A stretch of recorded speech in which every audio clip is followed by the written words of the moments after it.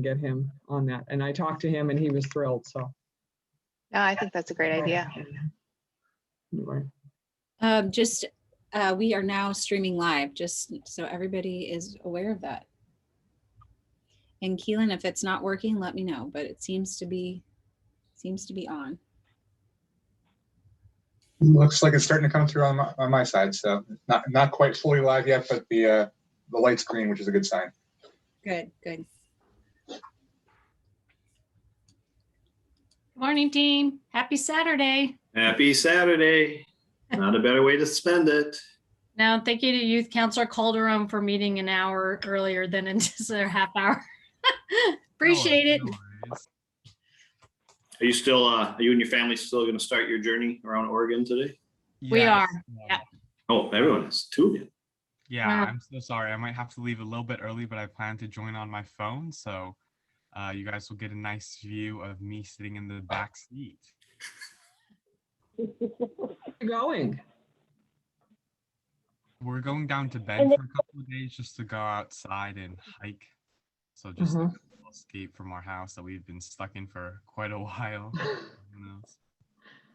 We did that in February and it's life-changing just not to be in your house.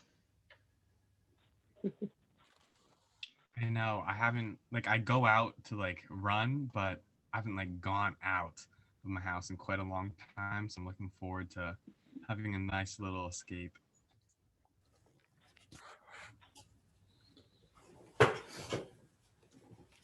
All right, how are we doing on, got 1, 2, 3, 4. I think we're good. We're good. We got everybody, right? Yep. Okay. Well, I think we're, and Keelan, just to confirm, are we live? Yep, just verified. It looks good on the public website, so you're good there. All right, great.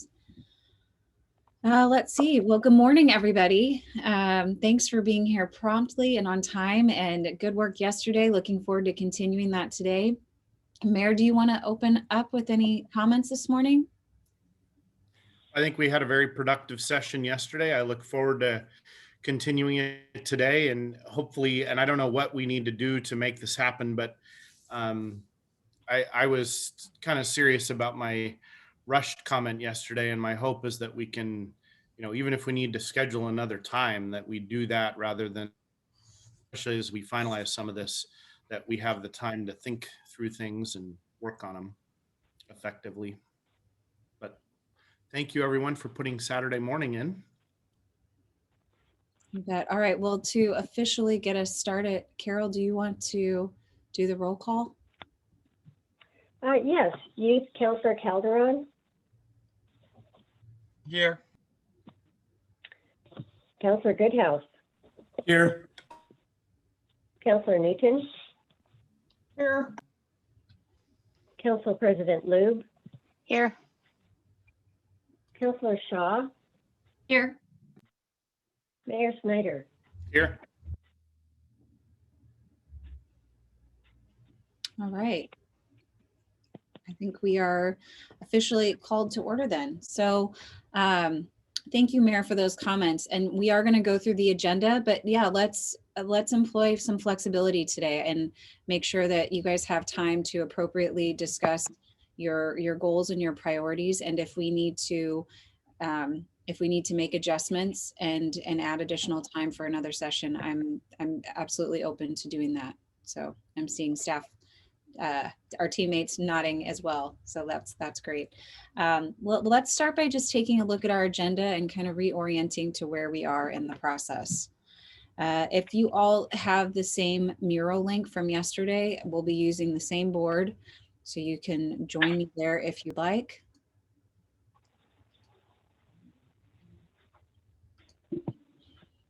Okay. So today is workshop 3. We started with the training, that was workshop 1.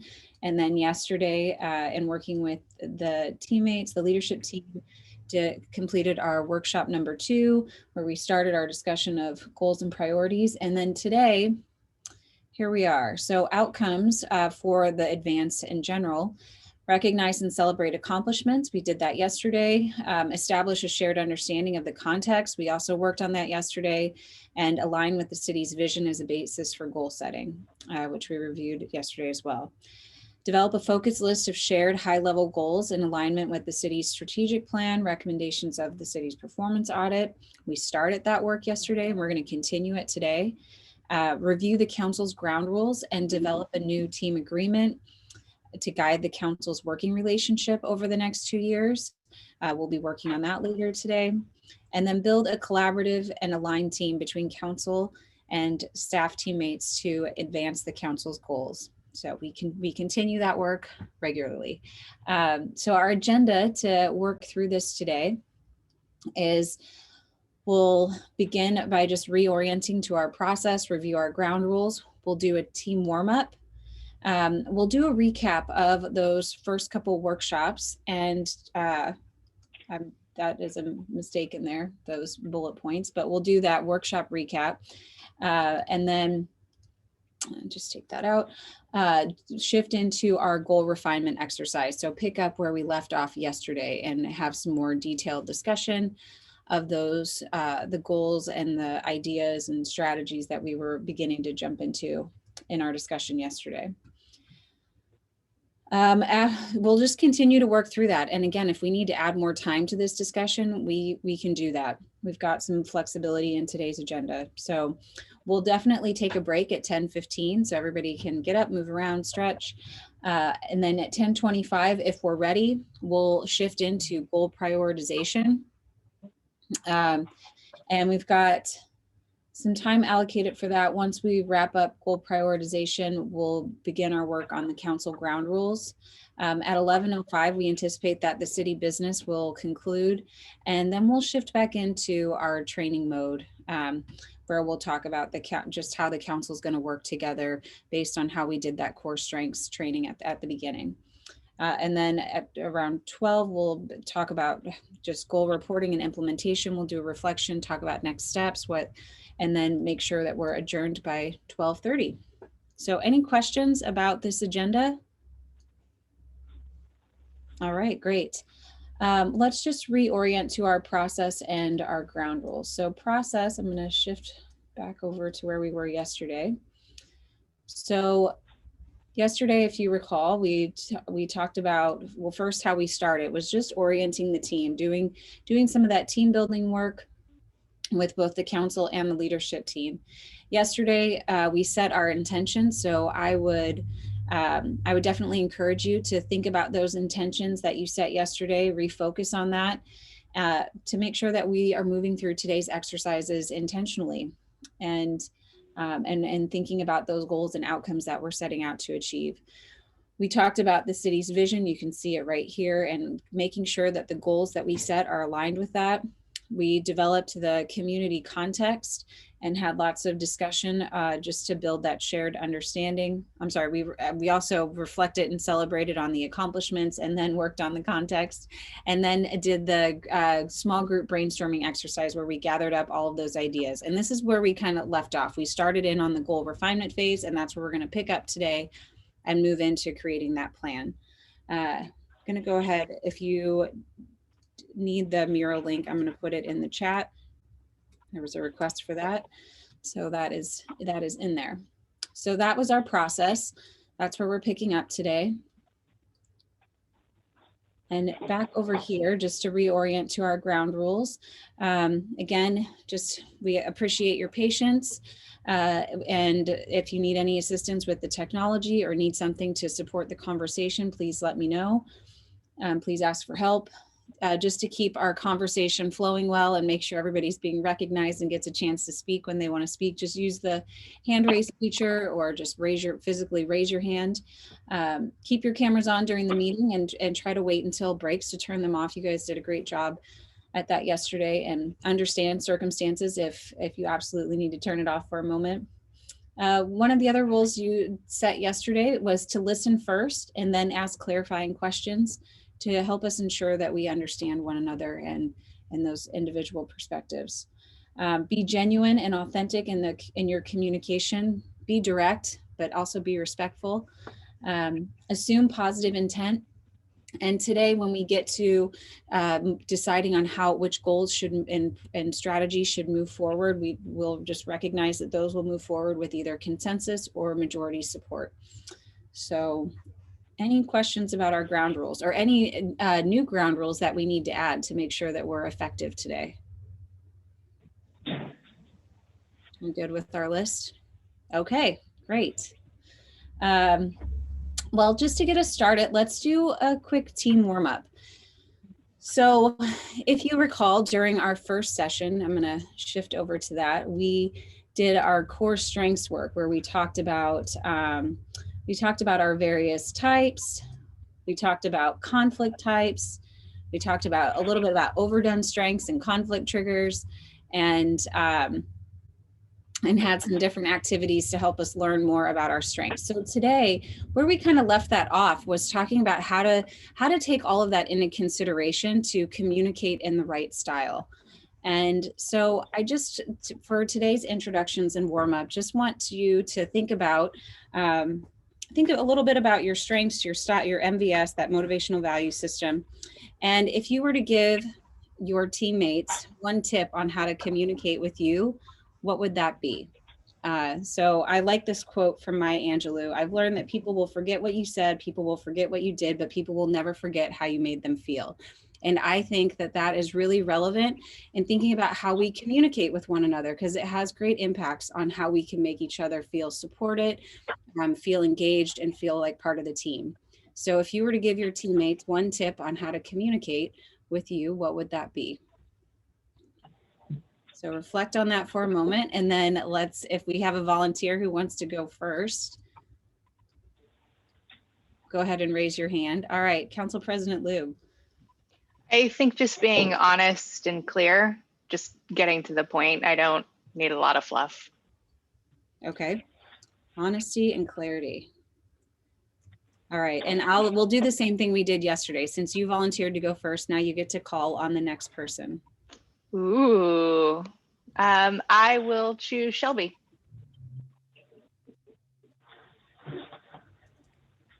I would say also clarity, and also what is expected of me. That would also be helpful. And I will choose the mayor. Well, I'm a pretty direct communicator too, and like to be succinct. I would also say that particularly during the, given that none of us have this as a permanent full-time job, at least for me, making sure that it's a time when I actually can focus on what you want to talk about versus needing to focus on my regular job is important to me too. I find that, there are time, and, that's not always possible, but I do find myself with some regularity in conversations about city things that seem immediate to whoever I'm talking to. But if you step back and look at the big picture, there was no reason why that needed to happen while I'm in the middle of another meeting for my regular job. All right, Maren, who are you going to call on next? Let's go with Councilor Newton. Well, I echo a lot of the things that have been said, but I also appreciate having a conversation where all the information, I brought it up yesterday, is on the table, but I also don't need to take a ton of time. So I know that's kind of hard. You get everything out there, you talk about it, and then you move on. So that's what I appreciate. While we're deliberating, let's talk about it a little bit. To the mayor's point, let's focus on what we're focused on, get everything out on the table, make the best decision we can, or resolve the issue the best we can, and then move on. All right, Councilor Newton, who are you going to call on next? So I will pick Emilio, or Youth Councilor Calderon, sorry. Sorry. I would agree with Councilor Loob's comment of clarity. I'm newer to city stuff, so it's important for me to make sure I understand what's going on when someone explains or talks to me about something. So I'd say that's probably the most important aspect for me. And I will give it over to Kathy. Good morning, everyone. I would, first of all, I love the core strengths and I've relied on it so much in the last week or so. I would remind people that I might have skills, but I am not a mind reader. So I appreciate clarity, and I never want to be in the position where assumptions are made or I have to interpret. So after a conversation, if we can leave a meeting or a discussion with a shared understanding of the expectations, that's how I operate best. And with that said, I will pick Councillor Shaw. Great. Good morning, all. I guess being the newest counselor member, I would, clarity is always good, so ditto on that. But tolerance and patience, this is pretty new to me, even though I'm in the government affairs arena. But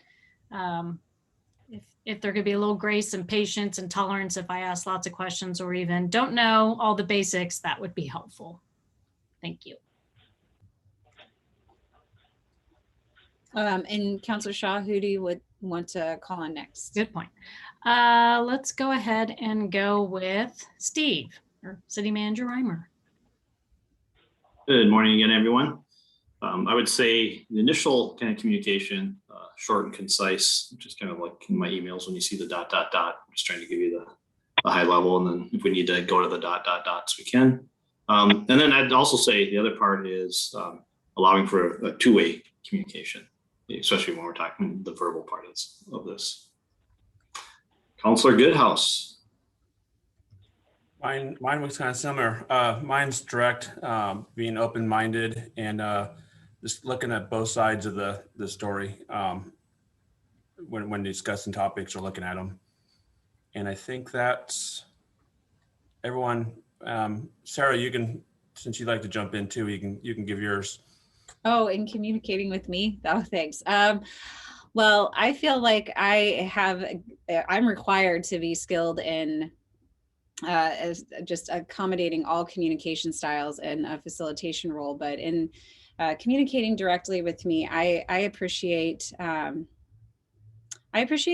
being direct, but also being kind and just I don't mind having a little extra fluff in the email because I think that helps to build relationships.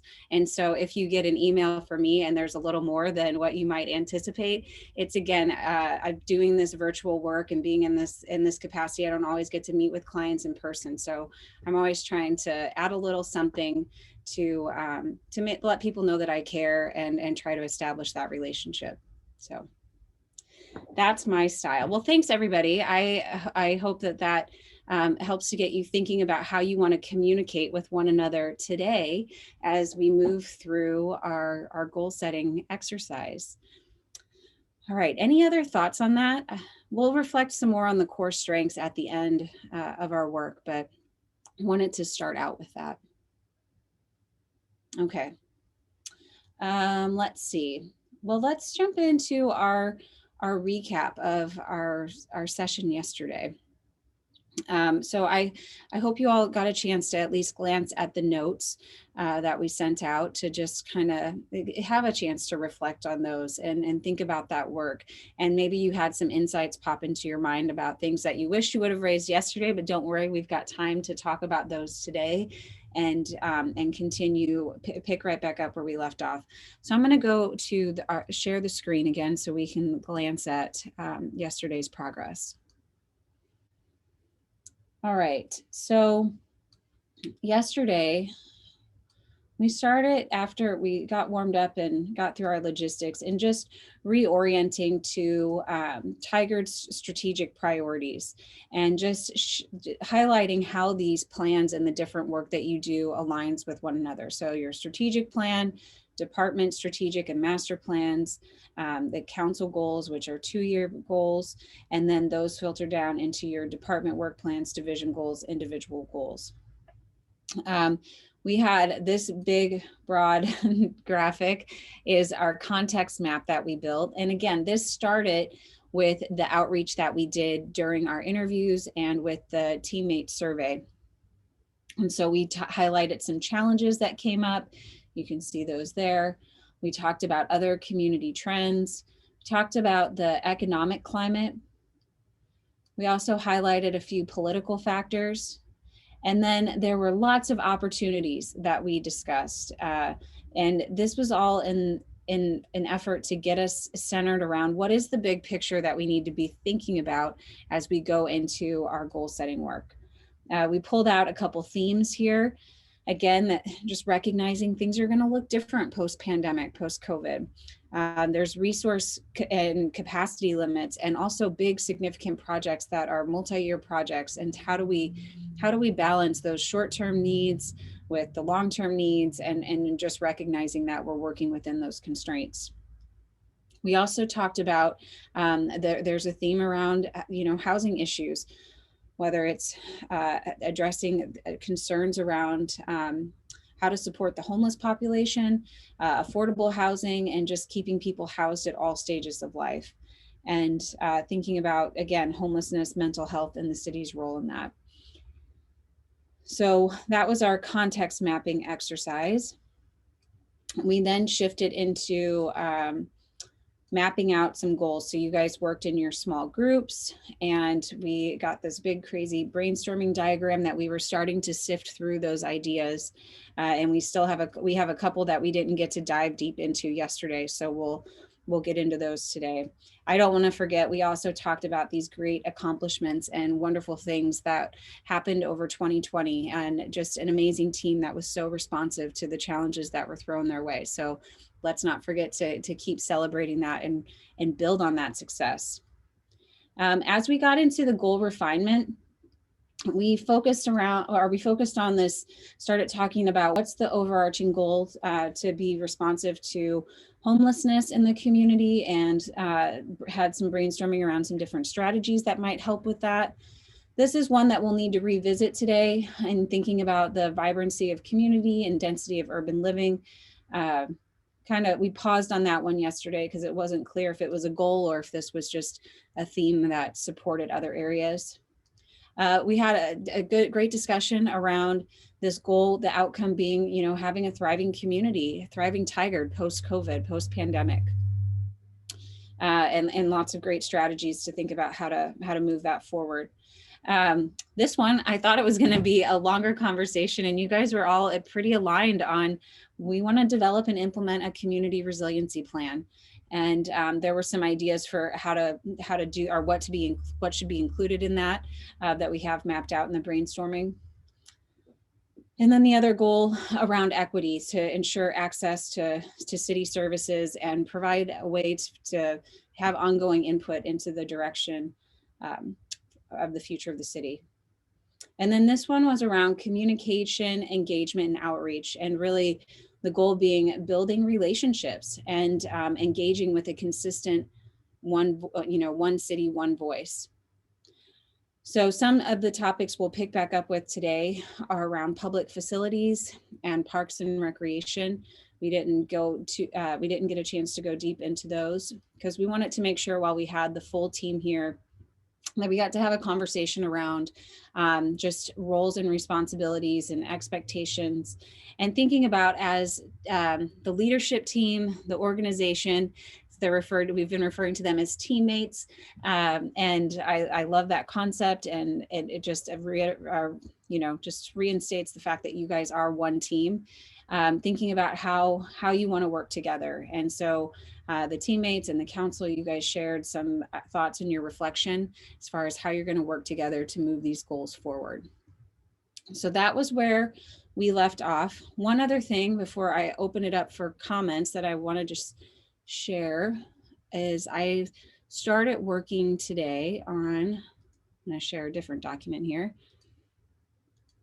and we'll jump back into this, but on taking those goals and refining them into goal themes, thinking some of the strategies that started to emerge, and still capturing some of the ideas that we didn't get to talk about as much in depth. So organizing it in this way. So we may shift from the mural board over here as we start to get into a further refined state. So I'll be sharing that as we move through the conversation too. And we'll kind of be alternating between the two documents so that we can continue with that refinement. So with that, other thoughts, insights from the team after yesterday's conversation?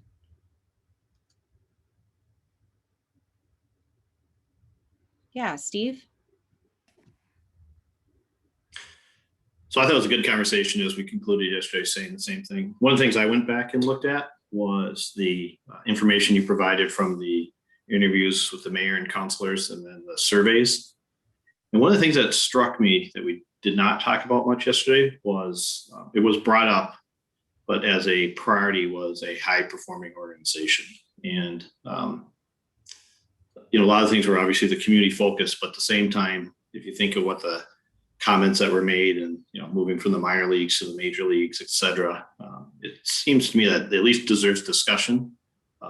Is it a priority or not? I think that's up to the council, but I see it as an important thing that we at least talk about and consider today and what that looks like. Thank you, Steve. Councillor Shaw and then Mayor Snyder. Yeah, thank you. I thought yesterday's meeting was very productive. To me, it didn't feel rushed, but I thought it was very productive. I thought there were varied conversations and went a long way to building that collaborative teamwork to get to that high functioning, productive team that we're all looking forward to for the city. So I was appreciative. Thanks, Councillor Shaw. Mayor Snyder? I'm just reflecting on what City Manager Reimer shared, and that's a really interesting observation to me, because I think we need to think about whether it should be a goal. In the past, it was sort of an expectation and a tactic that would be used to achieve a bunch of the goals. But I think in and of itself, given the feedback that the council's provided, and I mean, I'm included in that around this topic, maybe it warrants its own presence as a goal. So that's an interesting observation. I appreciate that. Yeah, Councillor Goodhouse.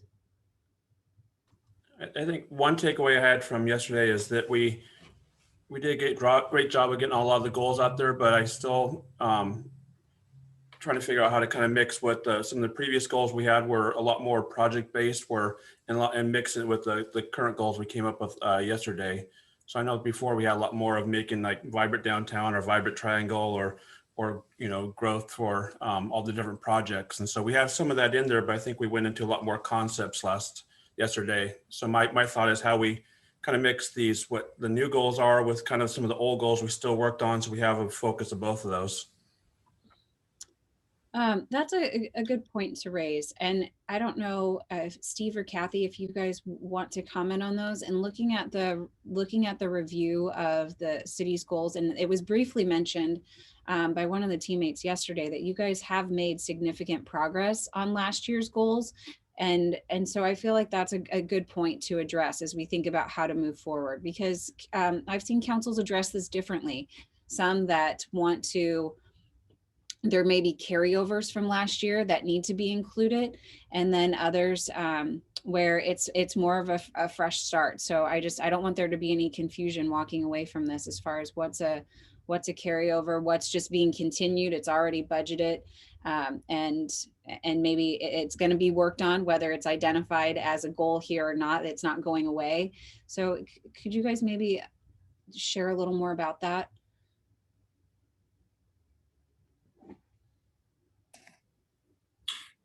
Why don't I start at least from a high level, and Kathy can maybe help with the details. I think that's as you said too, Sarah, it's a common thing that happens when you start goal setting, right? You're carrying forward or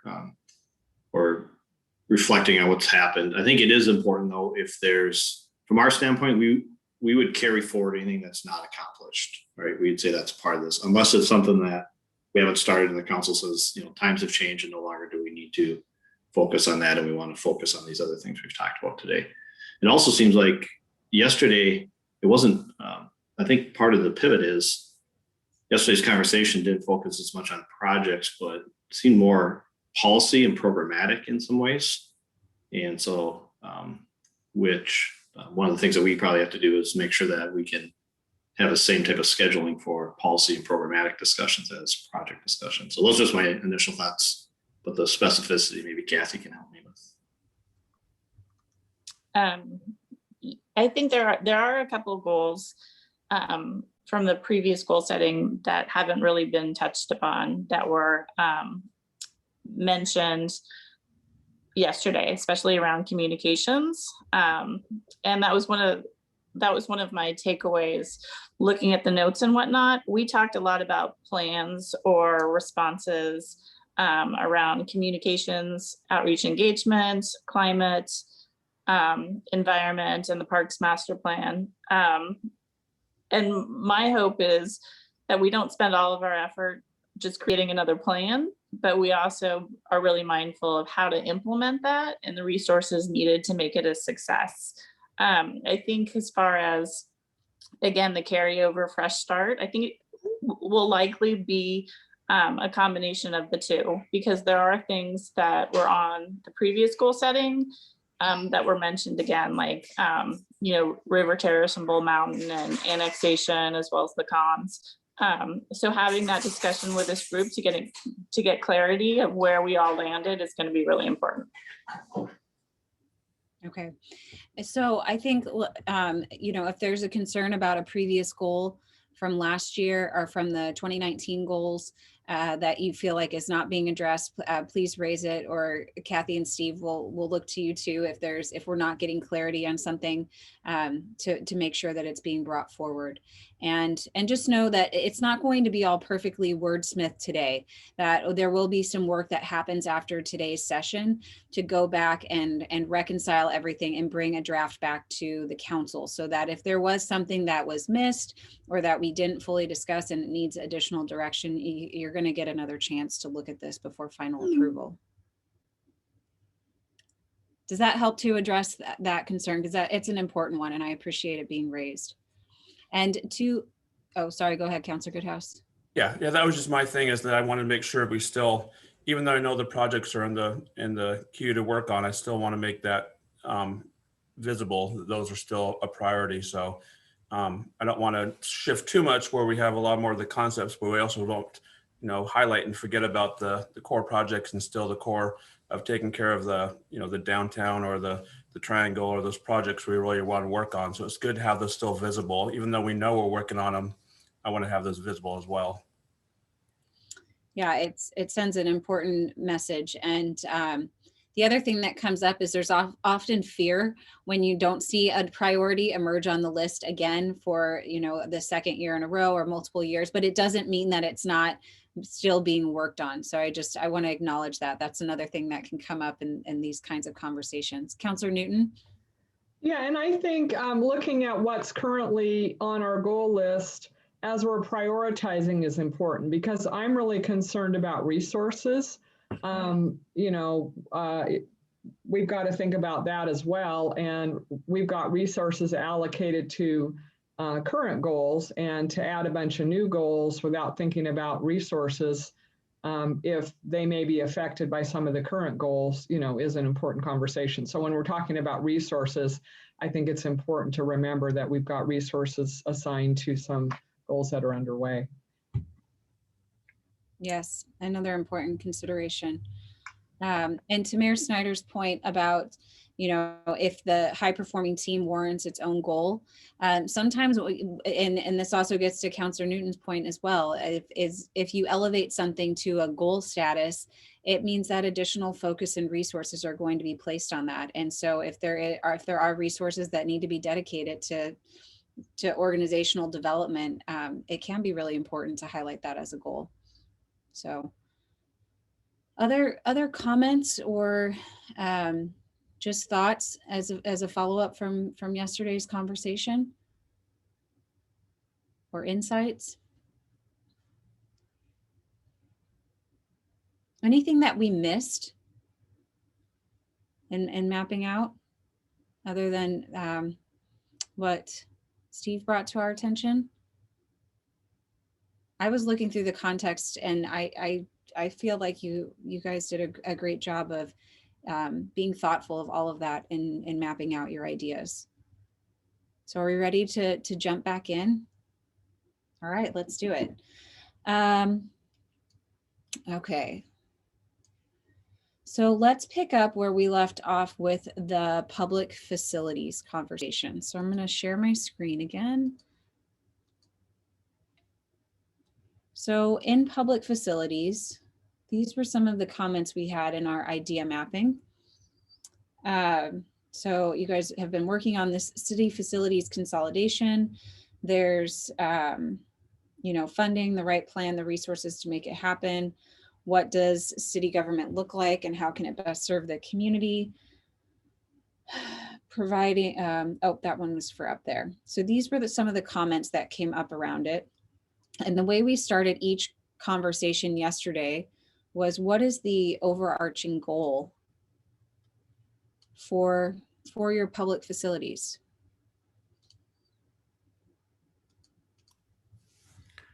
I think it's safe, adequate, and resilient facilities to meet the needs of our teams to provide service to the community. Any other thoughts on that? Safe, adequate. Was there one other adjective in there? Resilient. Resilient, thank you.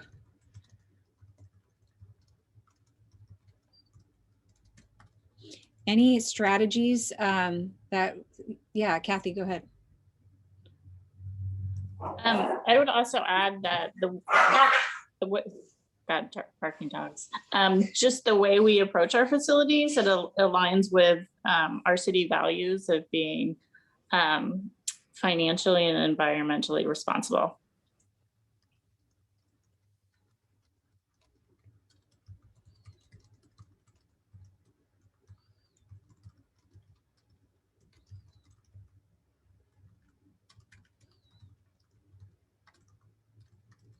Okay, yeah, Councillor Goodhouse. And by city facilities, are we talking about just facilities in general or the new proposed city facility, kind of the all-in-one? So what I would say the biggest part is really the messaging is going to be the most important part to the public of why it's needed, what it's going to accomplish, and how in a time of when we say as a city we don't have money, how we show that this is going to be cost effective, what it's going to do, and what it's going to help. And we avoid the concept that people think we're building ourselves a palace for the city or the city government, but instead show how it's going to be a need for decades to come, and what the shortfalls of the current existing facility are, and why it does need to be a resource that's needed for the community. Thank you, Councillor Goodhouse. Councillor Newton, and then Councillor Shaw. I think during this whole COVID-19 pandemic, one thing that's kind of come to my mind is serving the community. And so up there where it says to meet community needs, I keep thinking about there's maybe a little bit of a shift in how we serve people, basically in terms of the different impacts COVID had and how we do business, but also the equity piece. So, you know, the issues we've seen around BIPOC and how they receive services, or disabled or seniors or whatever. So how are our facilities going to align with how we serve our community? And the other thing is, you know, it's infrastructure. And so to Kathy's point about being environmentally and financially responsible, my experience with Tigard as a staffer was people relate to the importance of maintaining our assets and our infrastructure. So I think those are concepts that are important to think about as we develop the plan and communicate with the community about how we serve them and why we want to be good stewards of infrastructure that they've invested in or are investing in. Thank you, Councillor Newton. Councillor Shaw. Thank you. Couple of things. I think I appreciate Councillor Newton's comments about post-COVID environment. And I think each one of these goals is going to show that we need an immense amount of communication, outreach, and engagement. But in the circle up above, and I can't see it unfortunately on my screen, it says safe, adequate, resilient facilities to meet community needs. Can we also add team needs? Because I think it's important that we recognize that we have an employee base, we have a council that's serving the community, but we want to make sure that they're also addressed. Yeah, thank you, Councilor Shaw.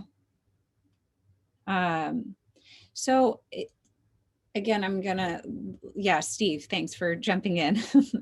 It's about to ask you to. No, a couple things. One is, it seems like above we talk about community needs. One thing that's come up, it came up when the park board came and talked with the council, is actual community space within the facility. So I think that's something that we will need to get some clarity on as we go through the design process. And sometimes that's multi-purpose type spaces. Communities have done with their council chamber and using it as community space as well. So, but that will be one thing that we needed on.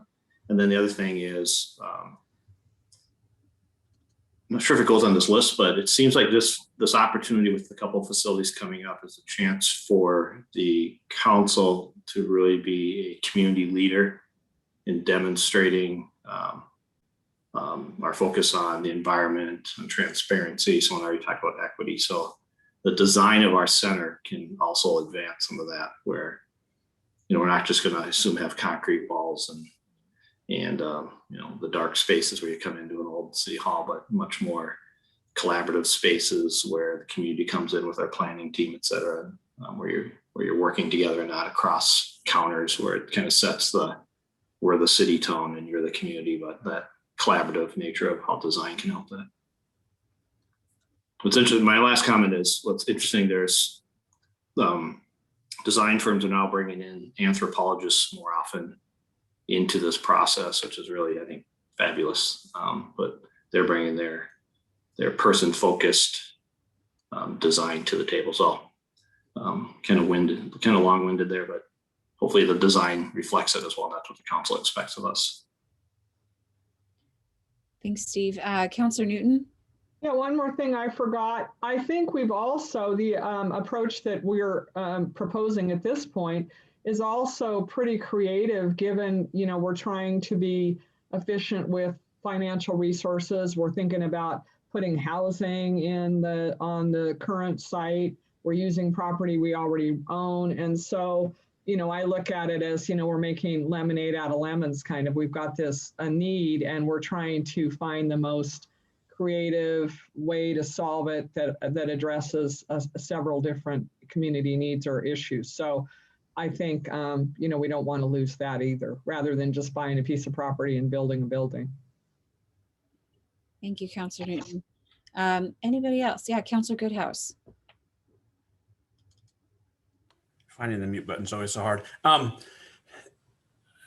I just wanted to repeat, I kind of said it, but I think the biggest thing is just the messaging, and Councilor Newton hit on it a little bit too, but just the biggest confusion out there in the public I hear all the time is, how one side we can say we don't have the money, but next side we're doing a project. So really getting that messaging out there to understand the who, what, why, and how we're doing it. I think is the biggest thing. I hear a lot of times that we're like, well, how did you say you don't have money for parks, but then you're building a new plaza or park? So people don't really understand how we say we don't have money, but then we build something. So that's the biggest part, I think. And it really goes forward. If we can't say, build a new all-in-one city hall, but then later on say we need money, they say, well, you just built this. So how did you build it, but you need money? Yeah, another good element of messaging. Getting back to a question that came up earlier in this conversation around what facilities are included. Is this just focused on the consolidation of the building downtown? Does it need to be more specific or prescriptive? Well, it's, in my mind, it's that plus all the enabling things around that. So there are some things that have to happen actually before we can even make that happen. To me, that's what it is, but we should definitely check with the rest of the team, because I don't know if everyone shares that. I'm seeing one thumbs up. Anybody else want to add to that? Or does somebody have a different vantage point on it? I think Council President Lou might have her hand up. Oh, I'm sorry, Council President Lube, please go ahead. That's okay, because my camera's off, so probably you couldn't see me. That's why. I think I agreed with, what the mayor was talking about, but I wanted to take, that big picture view, and really this project is transformative of the way in which individuals are going to interact with the city with these new facilities. And it's really going to change the face of downtown and, the property where City Hall currently is. So it's a huge transformation project. And I think we need to keep that in mind, that this is the kind of project that sets the way that things are going to be seen and done and changed, for the next 50 years. And so I think keeping that in mind is really important too. Thank you, Council President Lube. All right. So it sounds like then this is, you guys are aligned on, this is focused on, there's understanding that there's moving parts, but this is focused on this consolidation in downtown. Okay. So some of the strategies I'm seeing kind of emerge here are around messaging, a lot around messaging, taking it into consideration in the plan, this environmental and financially responsible, just again, being good stewards, both financially and environmentally in the design process, as well as taking equity into account as you think through the design process. So those are kind of two overarching strategies that I see a lot of detail here supported by that. Am I missing anything, or is there anything else that comes to mind before we move on? Okay. Yeah, Councilor Newton. Really quick, to echo what Council President Lube said a minute ago and what we were talking about, I think there's an awareness too about how we serve the community in the future. So on all sorts of levels. So that's something I think that's important to be thinking about too. All right, excellent. Let's shift over to Parks and Recreation. So yesterday in the idea mapping, let's take a look at some of the ideas we captured there.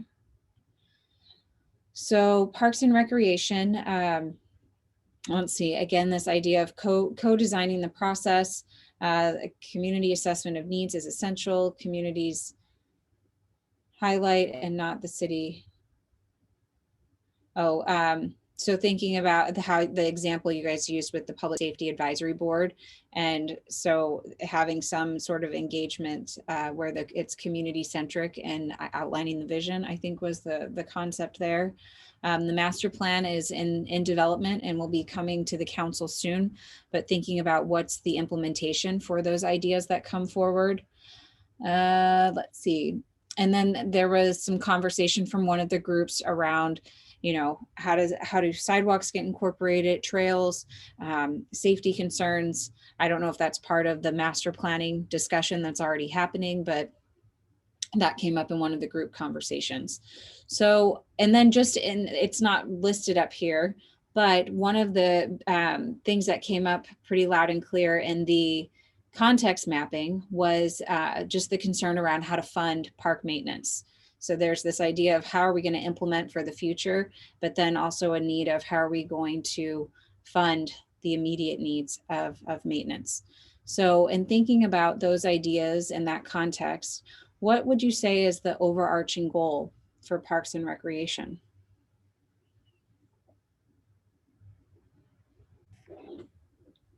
Council President Lube.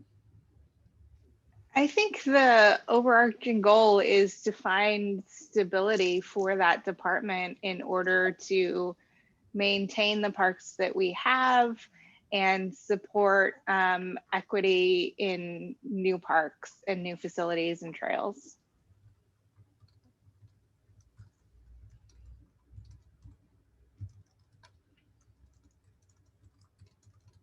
Other thoughts on the goal or supporting strategies? Councillor Goodhouse. I think one question that's been raised is we have it listed as Parks and Rec, but is it something that's going to always stay as a combined Parks and Rec, or will Recs be its own separate department away from Parks? And then as Council President Lube said, just really kind of defining more what's needed in the parks for parks maintenance, how we're going to fund that, but also give the really give the why of why it needs to be maintained and do take care of it, along with the trails and safety and mobility on all that. Okay, Councilor. I'm sorry, and one last thought too. The other thought would be with recreation would be if it's something we're in the future, if we're going to continue to go alone, or if we want to team up with Tualatin or someone else. I know we've had discussions in the past where we look at THPRD or with Tualatin, or if we want to create a new recreation district with Tualatin or Sherwood or something like that. So there's been discussions where we looked at that. So I think that's really, before we go forward, we need to figure out if it's something we do alone or combined from their city, or what it looks like overall and what we want to look like before we even keep going further. okay. Councillor Newton and then Councillor Shaw. Yeah, thanks, Sarah. Really quick on the goal, I think it might be better to say the service instead of department.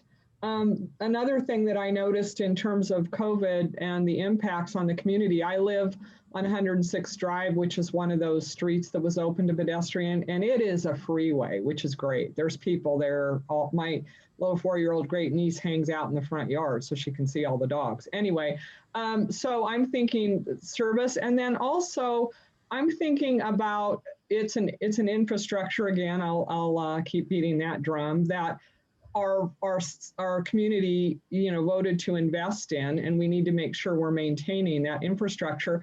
But it's also what a lot of people are using for recreation now that can't afford to really go anywhere. So they're relying on our parks, trails, and open spaces for family time and things like that. So, and recreation too, to a degree. So I think it's an equity issue as well. And so my view has shifted in terms of that being something that we need to look at through that lens. So I would just bring up the infrastructure and equity comment.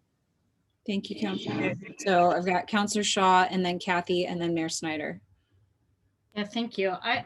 I definitely would see this as a community asset, and that it's one that should be invested in, and why a number of folks move to Tigard. And to Councillor Newton's point, it certainly serves as a key community focus for those who don't perhaps have backyards and so forth to utilize.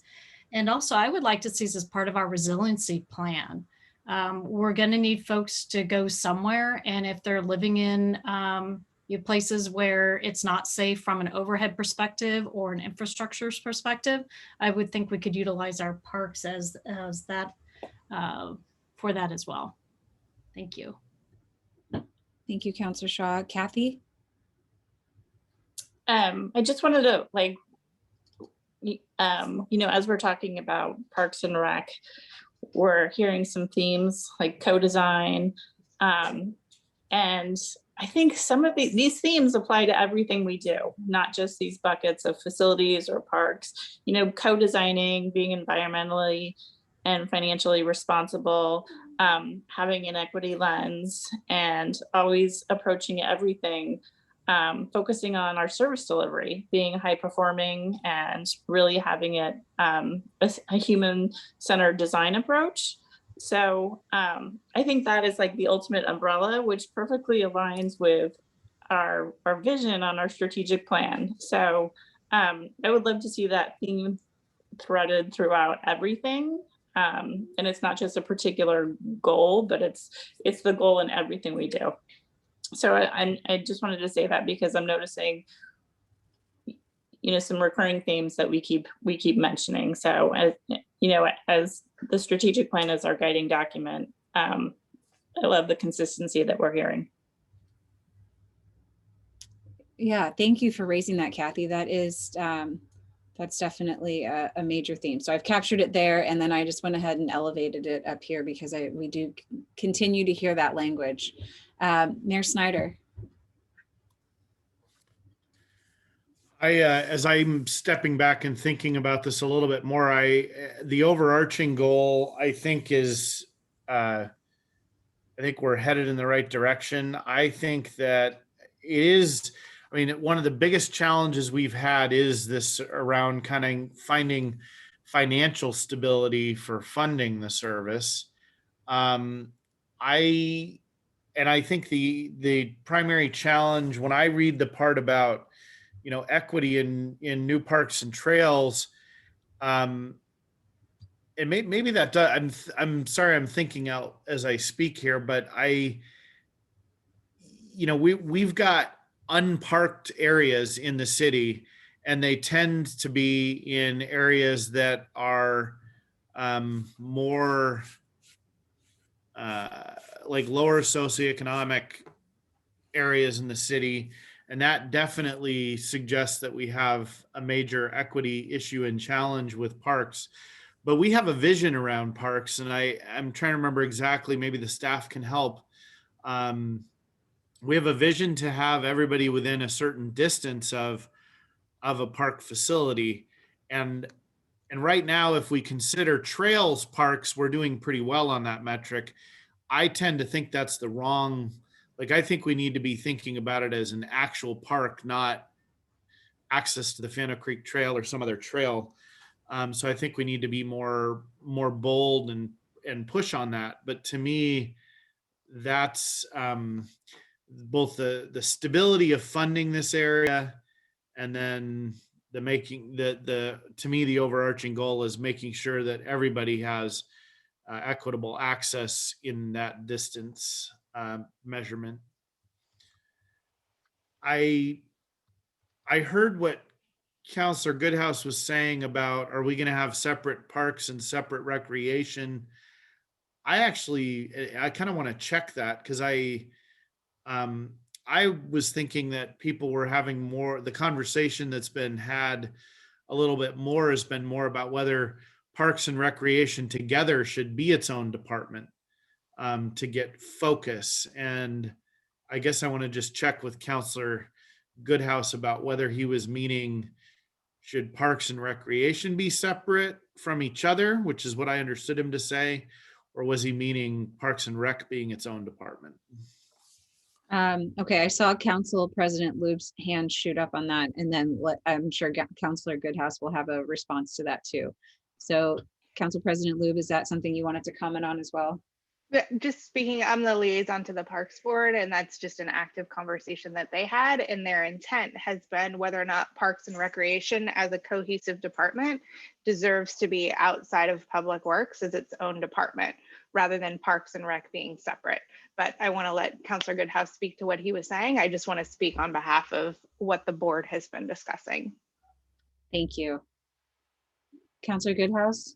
Yes, I guess that opens up a couple different avenues. But yeah, I was referencing whether Parks and Rec should be separate from Public Works, but then also how we want to determine that. So if it's something where the recreation we want to combine with someone else, would we actually combine the parks with another city, or would we only combine the recreation program? So I think it would be looking at a couple different directions.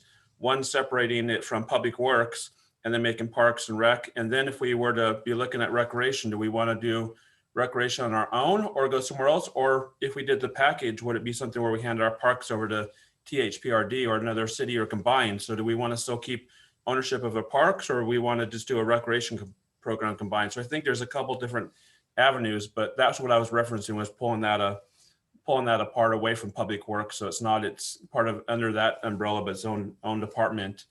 And one other thing I thought I'd just add to the parks part would be adding safety to it. The biggest thing I hear is that, and it was mentioned a bit yesterday, is that we have these parks, we have these trails, but if they're not safe and are determined safe, then we can put all the money and the time into it, but people aren't going to use them and want to use it if they're not safe or feel like somewhere you can go or walk on those trails.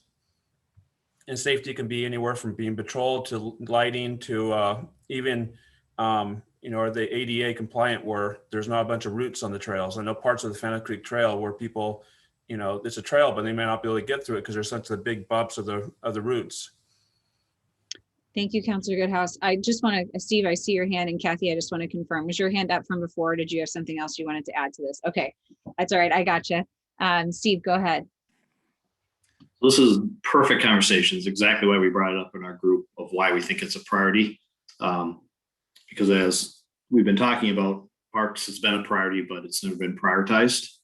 And so the intent of this was to do exactly what has been outlined by many of you, is that the expectation by the council is that we don't just adopt the master plan and then say we have adopted master plans. It's to do everything that we're talking about, is how do we actually implement the plan? And my mind's been thinking about the two areas of a realistic funding strategy and then what is the best delivery model. And all of you are starting to outline, is it our own department? Is it still under public works? Are we partnering? And so to me, this is exactly what we're looking for is, and so I would ask that the priority be that there's an expectation that upon adoption that we are then figuring out these answers for the council during this upcoming year. So we're not 2 or 3 years out still thinking about how we're going to do it, but there's an immediacy and urgency to this, to answering these questions for all of you as well as the community. Then I do want to follow up on the mayor asked a comment or a question about parks and trails, and what our vision or goal is that everyone is within a 10-minute walk to a park. And our recent study from last year, I think we somewhere in the summer months showed that about a third of the community is within a 10-minute walk to date. So this will be important, I think, as the master plan is brought forward and we prioritize what goes first. Hopefully some of these documents and what we're hearing today would be the driving factors of equity, proximity, et cetera, et cetera. So the strategy that I'm starting to hear emerge potentially is this exploration of, complete and adopt your master plan, of course, but then also as a follow-up to that, do some sort of exploration or some sort of analysis of potential funding strategies and service delivery models. I would even be more full. I'd be more direct. That's not just an analysis that the council, I'm speaking for the council here, or asking the council to consider this, that it's much more direct, that there's an expectation that we are bringing forward the recommendations on a funding strategy and an implementation strategy. Okay. Just so this doesn't linger anymore. I think we really need to get our hands around this. I agree with that part. I think we've done too many analysis and it goes back to our comments yesterday of too many surveys, too many analysis, that we actually need action, not anymore just, thoughts or processes or what we could do. Okay. Any dissent on this? On how this is coming together? Yeah, Mayor. And we've been talking for years. And at this point on this topic, the talk is cheap. Okay. It sounds like you guys are pretty aligned on this. I'm not seeing any more hands coming up, or any more additions. I feel like you've scoped it nicely. And our teammates have been very direct in asking for what they need as far as clarity. So is everybody feeling good about this one? Okay. Let's circle back to our conversation over here. So we talked about this vibe. I asked what the outcome was. I guess first let's take a glance back at our idea mapping. And so we, as the ideas were coming up, I was trying to sort them. And I don't know if this was sorted appropriately. I know these are projects that are in the works, and I kind of just categorized it as urban renewal, but I don't know that that's right. But it's urban renewal, it's downtown development. There's all of these projects that are happening around Washington Square and Bull Mountain annexation, River Terrace. And anyhow, I think it was Steve that mentioned, it's an implementation strategy adopted by council to address high priority areas. There's affordable housing, that's a component of that. So then when I asked what's the outcome, the response was, it's a vibrancy of community. And and density of urban living. And so I don't know if this is an ongoing, if this is a goal that needs to, a separate goal that needs to be outlined, or what your thoughts are on this. Mayor Snyder? I just want to be really careful about the language that we're using and what's on a sticky note on your screen here related to your use of the terms Bull Mountain annexation. Our goals have been to begin dialogue and discussions about that. And I think yesterday we referenced the fact that there may be some opportunity or a desire by the county to ultimately, them recognize they're not able to be in the urban services business anymore because they just can't afford it. But having that listed by itself is just with the potential annexation of Bull Mountain in the long term is a topic that has a lot of history and a lot of concern from members of the Bull Mountain community. And given that we're, in a public meeting, I think we need to be very careful about what we're really talking about. And Sarah, that's something that given that I don't think you're a Tigard resident and you probably didn't live here 15 years ago, don't have the sort of sensitivity to, but that just alone sitting there and then being thrown around like that really concerns me, because we're not talking about a 2-year plan to annex Bull Mountain. And I just think it's really important that our broader community knows that that's not what we're talking about.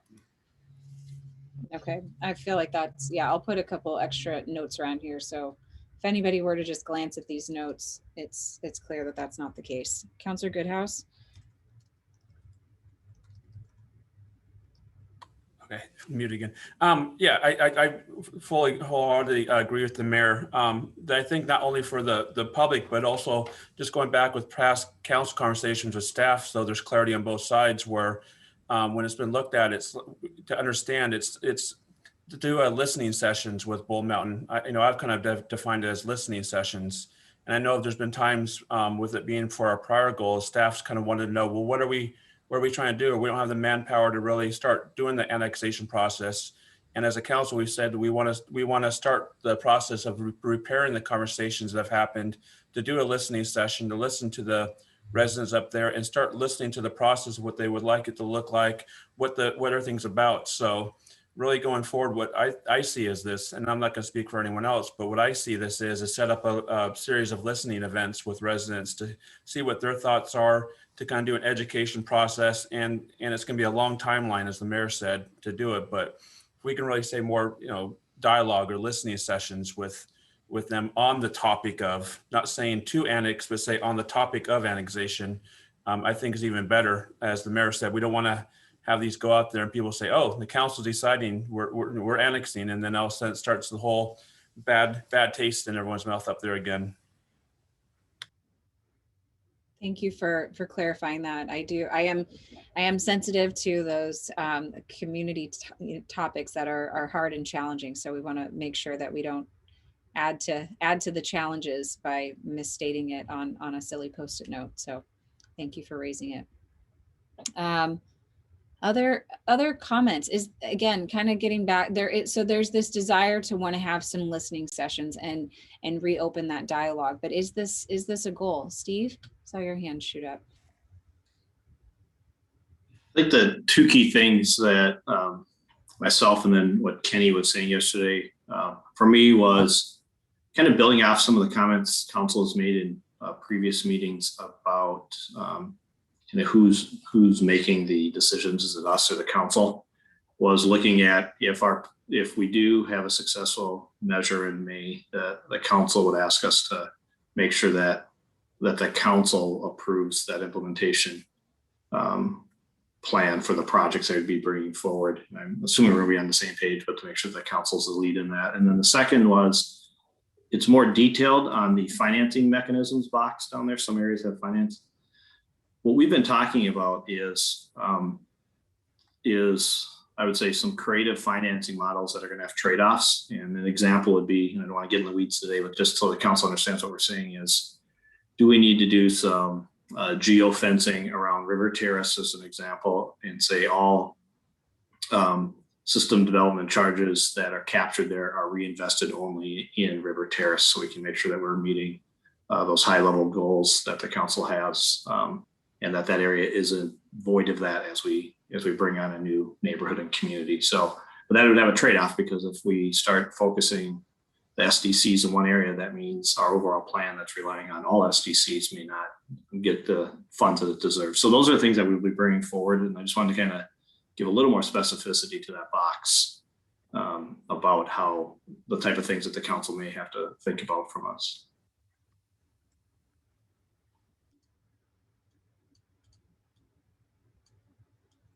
Any other comments on this, Councilor Goodhouse?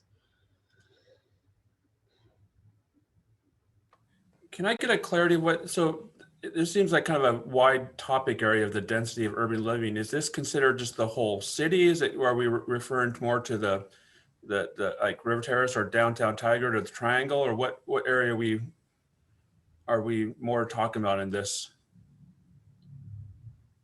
I see two hands up. Councilor Newton went up first and then Mayor Snyder. So I don't know if somebody has a response to that question or if we're just raising it. Mayor Snyder wants to respond to it. Okay, go ahead, Mayor. Well, I just threw that. So this is one where the topic out that's in the big circle box yesterday, simply categorizing the mishmash of what had been put together. I'm not at all, I did not put that forward because I necessarily think that should be the goal, but more because it just was the appropriate, I felt like the appropriate categorization of what we'd thrown up on the wall there in that category. But I think it deserves more consideration. So on that topic, I guess as a whole, what I've seen, and it was mentioned a bit yesterday, was when we're doing projects, looking at it as a complete project. Just for example, recent conversations I've had with downtown Tigard, some of the businesses, is they feel like if you plop in the plaza, but then you don't really have set parking at the same time, or if you put Ava Roasteries in there and here's 22 units of housing or think that, but there's only 14 parking spaces, where's the parking? Where we look at something with a connective lens, that if we do a project, we also look at all the same things at the same time. We don't say, oh, we're going to put this project in, but later up, we'll figure out how to do parking or how to get people around. That when we look at this community planning of density and urban living, that we look at everything as a whole at the same time and address it all at the same time, and not do one little one-off project here, but then figure out something that affects it later on. And we have a full dialogue with all stakeholders to understand how it's going to work, how it may have effect, rather than say, oh, we can handle that later, or the kick the can down the road theory. Okay, so I'm hearing kind of the summary of that, being clear about the vision for particular projects. Councilor Newton, and then Councilor Shaw, if you still have something. I saw your hand, so just if you want to add, Councilor Newton, go ahead. Thanks, Sarah. Mr. Mayor, I appreciate you trying to capture this goal, and the wording may not be perfect, but it was helpful for me what you said, because it seems like when we're looking at all these projects, River Terrace, Washington Square, the urban renewal projects, if we can look at them through a lens of how they're advancing the strategic plan, maybe that helps with the choices we make about how we advance those plans. So I think capturing all these projects, if you will, under a goal that talks about the value, I guess I'll use that word, of why these are important, might help us make some policy decisions moving down the road. I continue to be concerned about resources. The reason that we haven't really done much on the Bull Mountain listening sessions is, the staff is, or the team is busy working on other things. So that also might be something that we consider as we move forward on these, what I'll just call projects. So thanks, Mr. Mayor. That helped me rethink the list, and it makes a little more sense now. Councilor Shaw. Yeah, I dropped it into chat, but I was wondering if the vibrancy of community density of urban living is more tactical, and I'm asking that to my fellow council members and teammates. or if it would be more aligned, because it is more tactical in my mind under thriving community post-COVID, or even under the community resiliency plan goals, but just throwing that out as a potential option. I think that's an interesting conversation as far as what Councillor Shaw and Councillor Newton just raised, as far as, you know, we've got some of these goals here are obviously aligned with what's in your strategic plan. But when you think about your strategic plan, what makes the most sense for this goal? And I don't know if we look at those 4 priority areas again, but in the outreach, both with the teammates and with the council, you guys raised just the importance of these big projects at Washington Square and downtown and Tigard Triangle. So there are certainly things that are being worked on or being advanced, and they are in alignment with your strategic plan. So it seems to make sense that the overarching goal would be in alignment with that as well. So I don't know, I've read it and somewhat familiar with it, but if there's any suggestions from the team or from leadership team members as far as how to frame that, or have we framed it, or is there something to change here?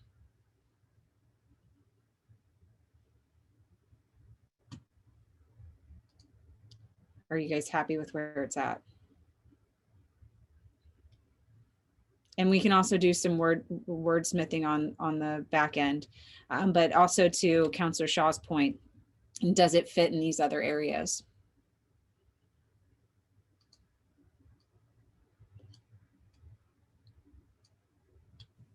Does anybody agree with that? Yeah, the only reason I also suggest that, and it's really to Councillor Newton's points, which I completely agree with, on funding priorities and being able to fund what we say. And I think having yet one more goal out there will have one more bucket in mindset.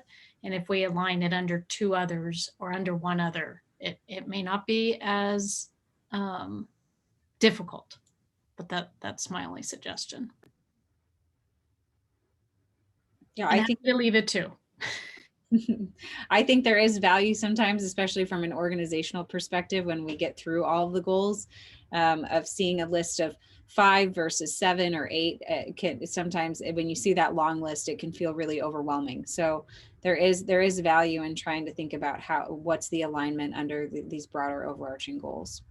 But I've seen it to be effective both ways, so don't let that be a driving factor. Councillor Goodhouse. I guess one other thought would be is when we plan or we design these communities, is what we want or think can happen really tangible or feasible.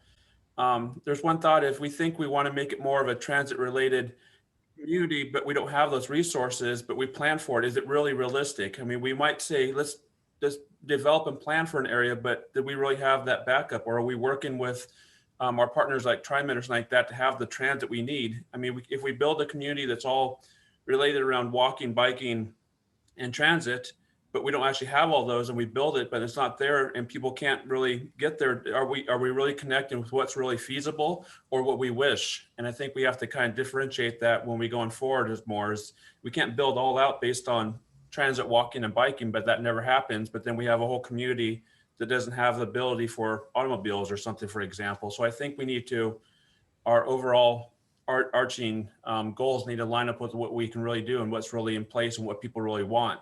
We may think have one idea, but really the residents may want another thing. And are we building for the wrong community? If that makes sense. I mean, if we build for a transit only, but really our community and residents that want to live there really want more of an automobile community, for example, we just have to be in line with our community and not build the wrong direction. Is there any, I'm assuming in your strategic planning process, you guys had a lot of community outreach and a lot of community input. So I'm not sure if there's an objective or something reflected in the strategic plan that addresses that point. Councillor Newton. I'm kind of scrolling through all my emails and stuff, trying to find, I think there's something in the vision that talks about the built environment or something. If City Manager Reimer or Assistant City Manager Nyland can help me out. It seems like, and to Councillor Goodhouse's point, seems like I was thinking what the mayor, and I don't want to speak for him, was trying to get at was we need something that captures how we're moving forward with the built environment of our community. And maybe not each project listed as a goal, which we've kind of done in the past, but say, how are we advancing or how are we making decisions aligned with our vision and, you know, the community's aspirations around our future built environment? Because the city makes those decisions. As a former planner, you know, you're planning for 20 years. So I was hoping that we could have a goal. I have ideas about combining a couple other goals, but I was thinking what we need is a goal that captures all of those things. And the listening sessions with Bull Mountain may be appropriate now or not based on how we establish this goal. But I also think Councilor Goodhouse's comments about, are we going to be planning for something that, you know, we can deliver, even if it's in the long term? You know, we don't want to be planning for something we can't deliver. But I can't find that phrase that I think is in our vision that tries to capture that. Steve? Sorry. Sarah, do you mind scrolling back to I think it just go up a little bit. Oh, it's not scrolling, sorry. In it's the a different document, but where it shows the pyramid, I think is where we have this. Yeah, so if you go to the pyramid, the upside down pyramid, if you go to the 3 circles on the top, those are and if I'm tracking the conversation, it's the blue one, ensure development growth, support the vision. Is that Mayor and Councilor Newton? Is that what we're saying or no? Did I miss the? Well, it's kind of to me, it's kind of a combination of the green and the blue one. Okay. But and it's connected to those, Steve, but I wouldn't say it's exactly that. Okay.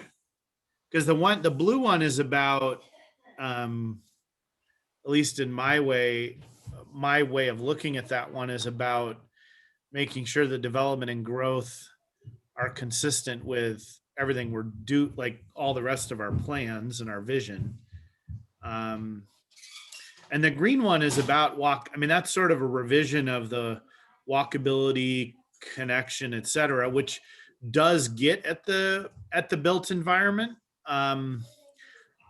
But this goal, I feel like the things that have been lopped into the sort of possible goal we're discussing are much more, they're very focused on the built environment. I agree with Councilor Newton on that. and so just kind of going back to big picture, you want your goals to be aligned, but it doesn't have to be the exact same language. It's okay.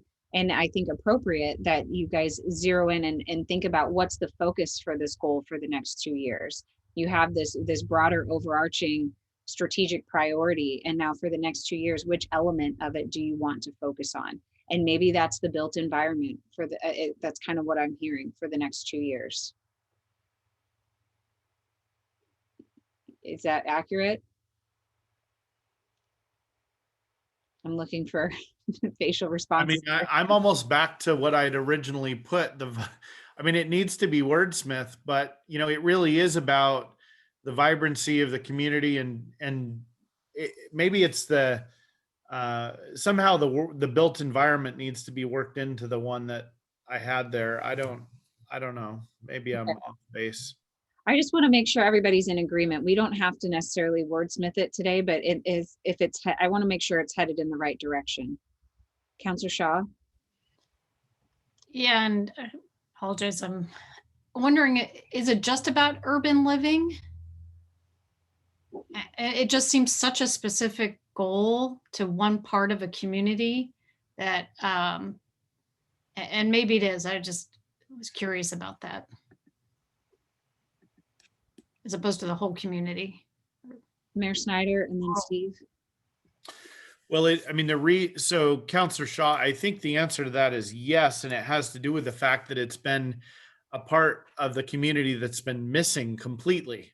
And so we've been, as an organization and a city and a community, focused on trying to establish it or bring it. It's not really bring it back, because I don't think Tigard's ever had that type of space, but as we become a more urban environment, it's sort of required both for to make vibrant and livable spaces, but also to offer spaces that are appropriate for people to live that are not completely car dependent.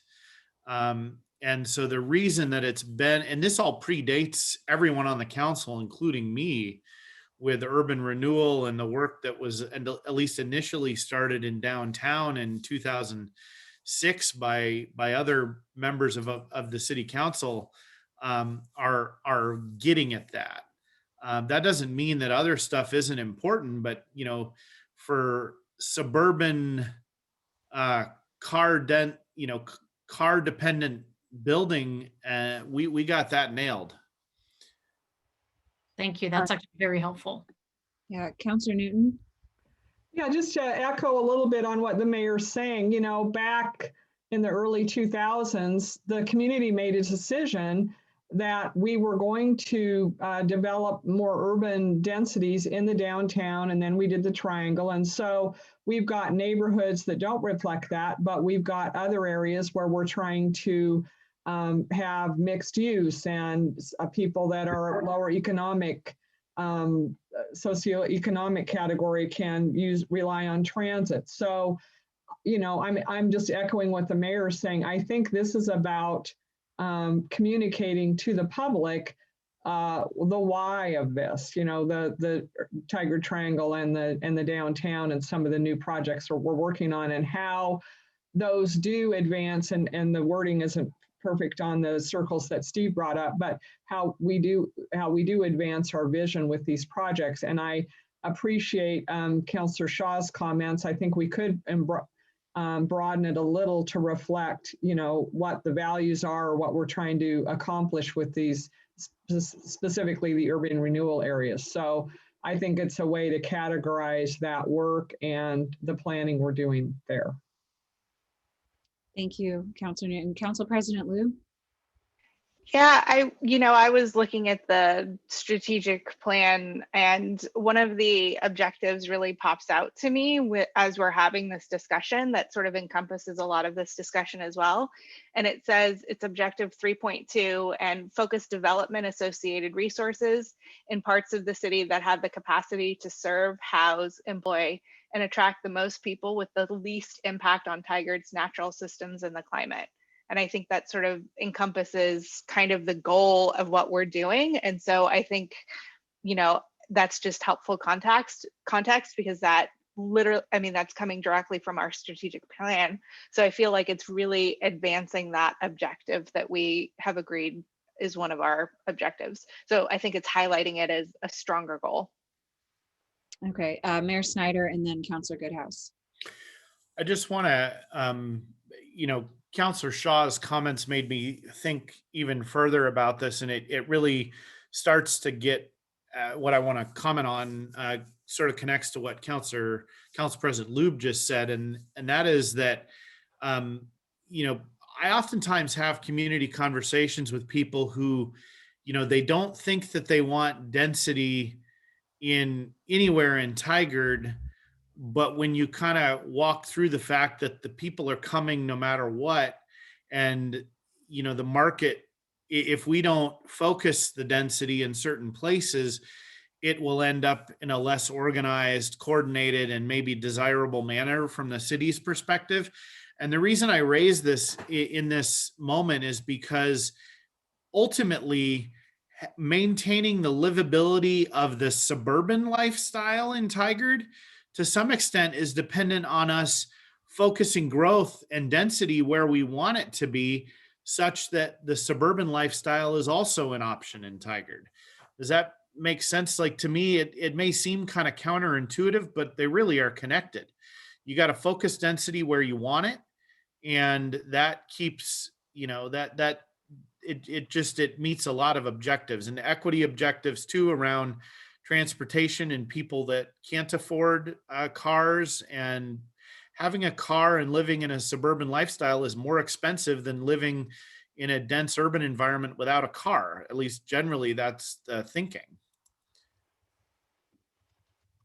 Counselor Goodhouse? Yes, and I guess to add on to what I want to make sure is that our goal also is doable and we do all aspects of it. I mean, if we build a dense area, or we focus on density, and we say that we want to focus on this, and we want to market people that maybe don't have vehicles, but we build out that density, but then we also don't at the same time build that infrastructure that supports it. Then I think we fail on that, and I think that's where I see some of the direction of us going is we're building on density. We're building on saying that people use transit, people may not want vehicles, but then the reality is we don't have the supporting services around the area that would either be shopping, grocery store or something, or we don't have easy access to the transit. Or sometimes we have the thought processes that people, that maybe that, are lower income don't have vehicles, but they do have vehicles. So sometimes we build for this with these thoughts that, okay, let's build this density, let's build these affordable places, and let's build this downtown area. But then we forget that they still do need vehicles, or they still want vehicles, or they want easy access to it, or all the businesses are there no longer have access for people to get customers in and out to them, and they just drive by and they go to another city. So I see that we have this thought and this goal, but I don't think we have all aspects that support it. So in a sense, it seems like it may fail if we do a lot of density, but don't have all the other supportive services at the same time, or a complete master plan of how to do it. Okay, I've heard you mention that a couple of times. So the way I'm capturing it in the notes is that the vision for this density needs to include all elements, including transit and mobility, and what does the density look like, the services to support it. So I just want to make sure that I do hear that. And Kathy's popped a comment into the chat. Reminds me of a quote: "The only thing worse than density is not having density." And so yeah, we're striving to accommodate options for everybody who wants to live and work and play here. And I think you guys are I think this is becoming more focused. Yesterday, it felt too broad, and I wasn't getting any specifics, but I feel like we're starting to zero in here on, it aligns with a specific objective. And it's about providing options for everybody, for being able to continue that suburban lifestyle while also being able to plan and have an overall vision for density. That includes all of those elements that Councilor Goodhouse just mentioned. Any other thoughts on this? Do you guys feel the same? Like this is I know it needs some wordsmithing and needs some additional work, but do we feel like we're starting to gain clarity on this? And maybe I'm looking to our leadership teammates over here to see, because you guys are the ones tasked with taking this forward and implementing with the organization. Do you feel like we're gaining clarity? Are we getting closer? Jump in. I'd say it's becoming clear. I think this one still maybe is the. I think we can all maybe like visualize what we're talking about, but how do we put it on a piece of paper? Is what I'm kind of like. How do you account for that as a priority? So, Sarah, maybe a quick question: are we going to step back at some point and just look at the large circle priorities, and then see if we agree with those? We're spending a lot of time below the circles right now, which is good for the clarity part, but ultimately, are those the main priorities? That's probably just a question right now. Yeah, that's a great process question. And yes, the next step is I wanted to see if we needed any more discussion on any of the others. Again, just kind of recognizing that yesterday some people were feeling comfortable and others were feeling rushed. And so I wanted to make sure we didn't need any more in-depth discussion on any of the specific areas that we've outlined. And then once we're good there, being able to step back and take a look at all of those big circles and see, are these the right overarching goals? Is there overlap? Are there areas that maybe make sense to combine, or are we feeling comfortable with how they're being laid out? So that's my thinking on process. So I just, again, if there's any other clarity we need on this one, let me know. Otherwise, we can move on for now.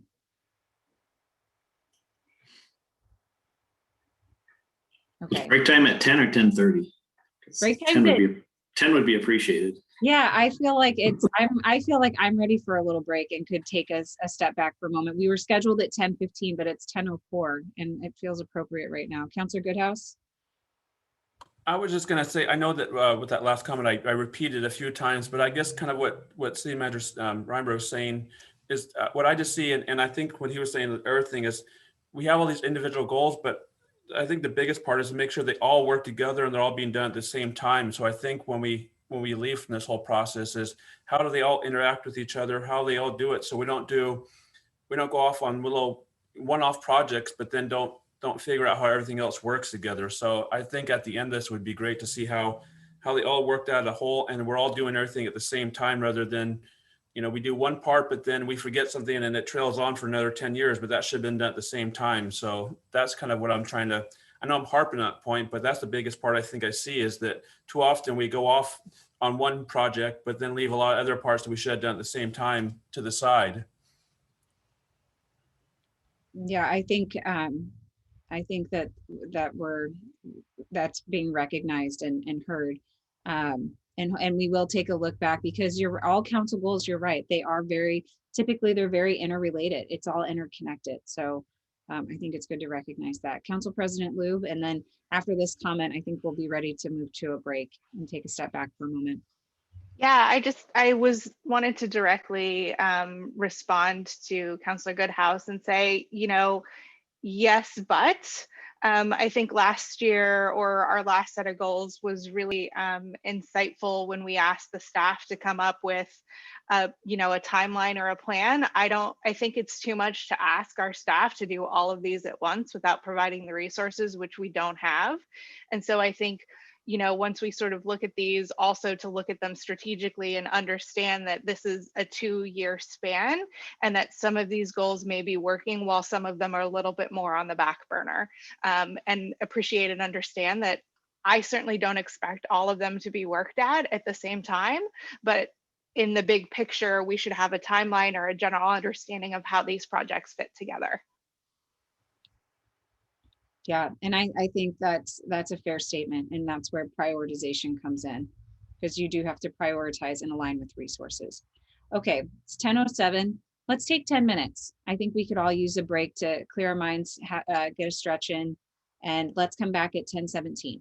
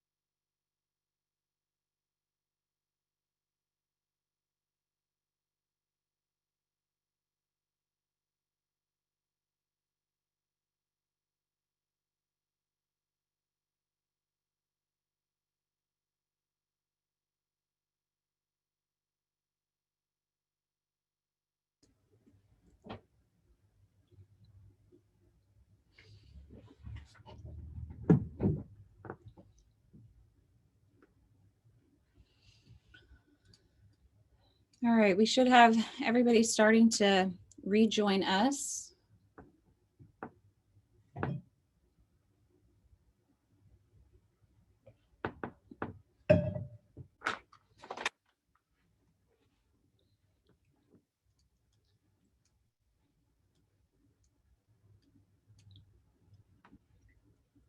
So we'll wait till we see, just want to make sure we have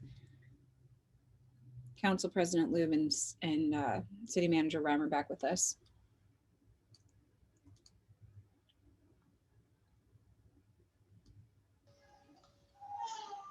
I'm here. My coffee is just finishing. All right, excellent. I think, is Emilio in the car? Emilio has joined us, it looks like, from the back seat. He's on his Yes. Earlier, I was transitioning all my stuff into the car, so I had my video off, but now you will see me in the car. Excellent. Safe travels. Councilor Goodhouse, did you have a comment? Oh yeah, I just wanted to once we start back up, I just wanted to do a quick statement from to wrap up from the last conversation. Okay. Are we ready? Are we ready to jump back in? I think we've got everybody back now. Go ahead. I just wanted to clarify, when I was making the statement, I wasn't talking about doing all projects at once, but if we do a project, that all the supporting parts of it are done at the same time is all what I meant to clarify it. So in case that came out wrong, I was just saying if we do one project, that the supporting parts do it, not that we take the whole list and do it all at one time. Thank you for that clarification. I think it's important to note. Okay, so we did a slightly deeper dive, and I know, the agenda, we want to get into goal prioritization, but I don't feel like we can do that until we've got good clarity on the goals. So I've done this with other groups, and if we have to do a goal prioritization survey after the fact, just know that there's an opportunity for that. Again, the important part is to make sure that we have a good agreement on what the goals are. So I want to Councillor Newton's point, I've kind of reformatted this, but before, to be able to look at everything at the same time, to look at all of those goals together and have some discussion on them as a group. But are there any others that we wanted to talk about in more detail before we move on to that discussion? Is there anything that you felt like we just moved too quickly through and we didn't get to finish our conversation on the topic? Steve? One thing we didn't talk about was, excuse me, the high performing team. So I don't know if there's still time for that, or if that's something we want to discuss as well. Yeah, Councillor Newton. Just looking at the community resiliency plan goal, it says include concrete ideas for implementation. I think we need a little bit more on that goal, if for no other reason than to communicate to the community what we mean by that. And also, the staff, in terms of clarity, I mean, they may say, yeah, I know what community resiliency means, but are we all on the same page? I don't know that we need an in-depth discussion. Maybe folks have thoughts, but that's one. And then equity, ensuring access to services and input into the direction of the future of the city. I think that's really important, but to Assistant City Manager Nyland's point, I think that's sort of overarching in several of these, COVID and homelessness and all that. So I just wonder, if we haven't done this before, but is that something that's sort of, okay, this equity goal is up here, and here's some other goals that we're going to have in place. I'm a little bit mustard seed concerned of having equity be a separate goal, because I think instead of it being like this, we've got these goals lined up side by side, it seems like having it be over all of our goals, but it's just sort of the way I think. So, now we do them all. yeah, right. And so I just think, I don't know, I don't want that to be, okay, check, check, check, we've met the equity goal. It just seems like, that's why for me, homelessness has risen so high. I mean, and COVID, with all the things that have happened around equity in the last year. So I just throw that out, that maybe that doesn't need to be a separate goal, but it needs to be an overarching value, whatever we call it. Anyway. Yeah, that's been done with other teams as far as we're getting some feedback. I don't know where that's coming from. Hopefully that'll stop. Anyhow, that's been done with other teams. Is sometimes the council has some guiding values in as part of their team agreement, and you can put it in several places in your goal summary to address that, to make sure that there's great clarity on what the game plan is for how to move these goals forward and what's going to guide you in that. And I think Kathy's comments earlier about these themes that are emerging are an excellent start to defining some values for this team and how you guys want to move your goals or advance those goals. Steve? So building off that, I would suggest, at least as a starting point, foundational principles, core values, whatever you want to call them, with the triple bottom line.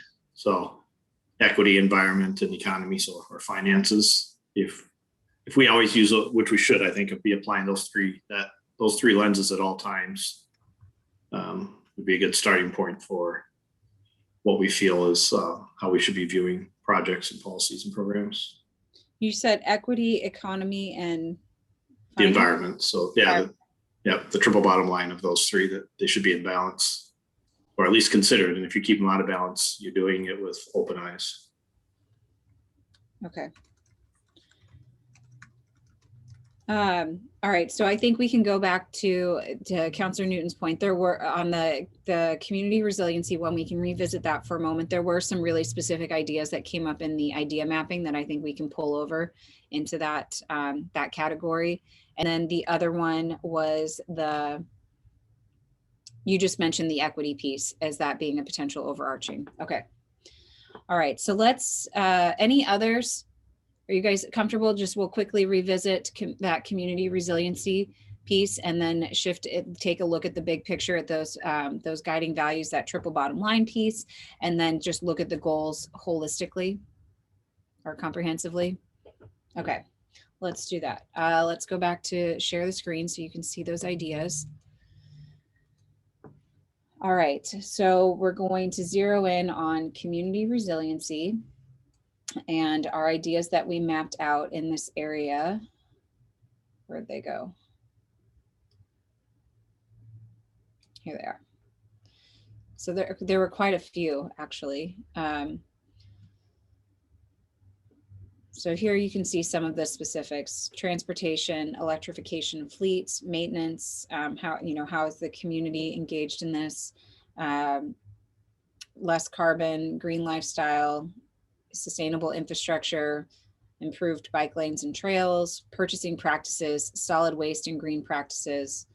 So I can move all of these over, or if you guys just want to have some discussion on what's included in this community resiliency plan, we can just capture that here. I'm fine with moving them over, at least as a start. Okay.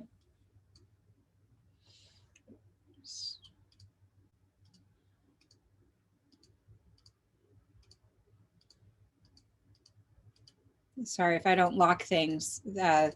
Next thing I know, all of the ideas are completely jumbled. So give me just a moment while I do that.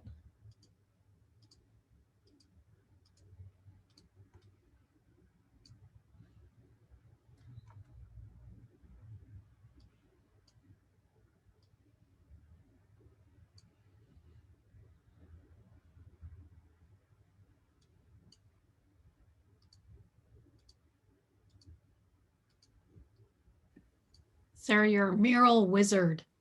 a lot of practice. Okay, so start with moving these over. And now any thoughts or discussion? Is there anything missing from this list as far as what you hope to see as part of that community resiliency plan?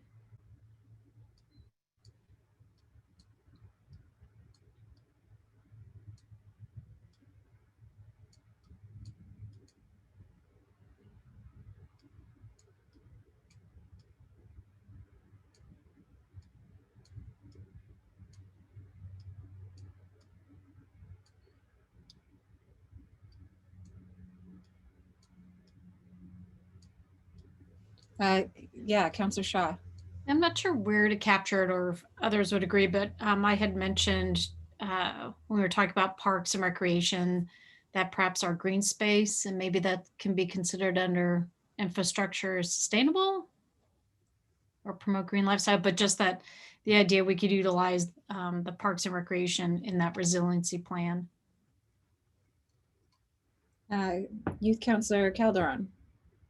Yes, just excuse the assorted car noises.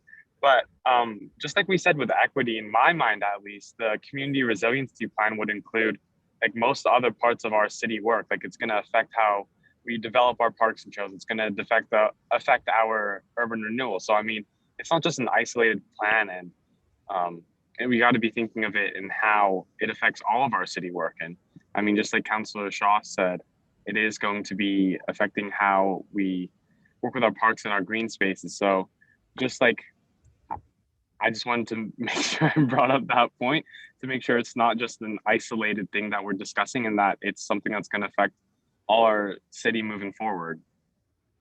I think that's an important point. And so I hear it being captured in this triple bottom line piece and this guiding value. But one thing I think that's a little bit different about this one, and maybe it's not, I'm somewhat familiar with Tigard's equity work, but not completely. So you guys currently don't have a community resiliency plan. And the reason I think this needs to be elevated to a specific goal in addition to a guiding value is that it's a big lift and it's a big resource allocation to be able to put something like that together. That's an ask of staff and of your budget, of your resources. So I think it warrants elevation as well as being put in that foundation or guiding value. Mayor? Should we, and I guess I don't know if it's appropriate now, but I see the note or the sticky less carbon. Should we actually be making, is it premature to make a bold request or direction that we figure out how to get carbon neutral at some point in time? Maybe that should be the question to the staff, or as we work through this, is when is it realistic for us to be carbon neutral and what do we have to do to make that happen as a city? Councilor Newton? Mr. Mayor, I was going to ask that same question. And I think to your point, Sarah, that's why I think this does need to be a goal so we can put together a resiliency plan and address some of these things. Figure out when we would be carbon neutral. And then I'm just looking at all the different topic areas that are covered. And it seems like once the resiliency plan is implemented or put together and implemented, then it would rise to the level of, this is just how we do things. But I think your point's well taken. We don't really have a common understanding, for example, when we would become carbon neutral or how some of these other things are impacted.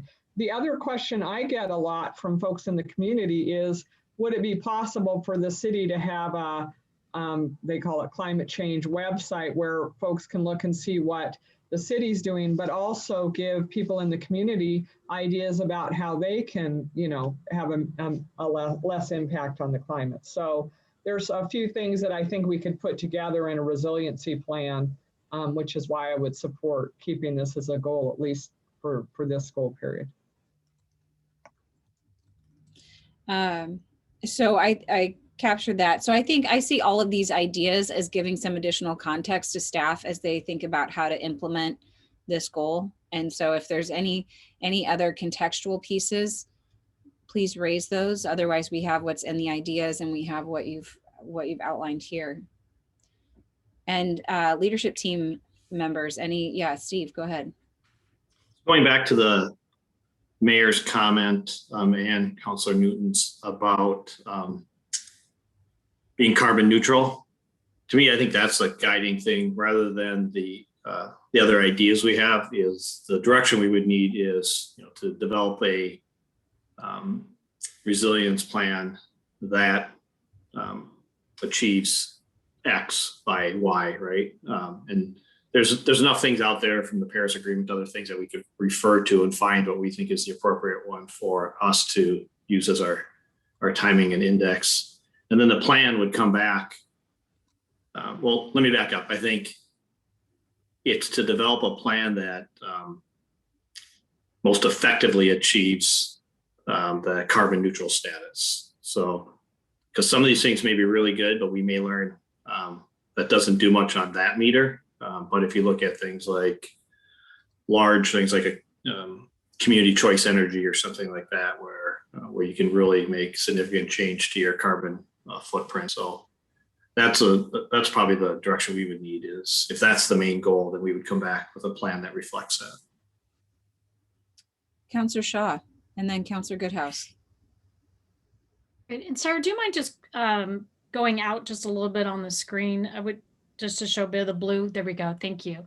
So it seems to me instead of putting, because I was going to add communications, outreach, and engagement here too, but instead of having to be repetitive throughout, I'm wondering if we can't add that to maybe a friendly amendment to Steve's 3 E's, or perhaps they support the 3 E's. So that, because it's really it's a pillar under each one of these, but if we could add it to the overall theme so we're just not repeating, that'd be my suggestion.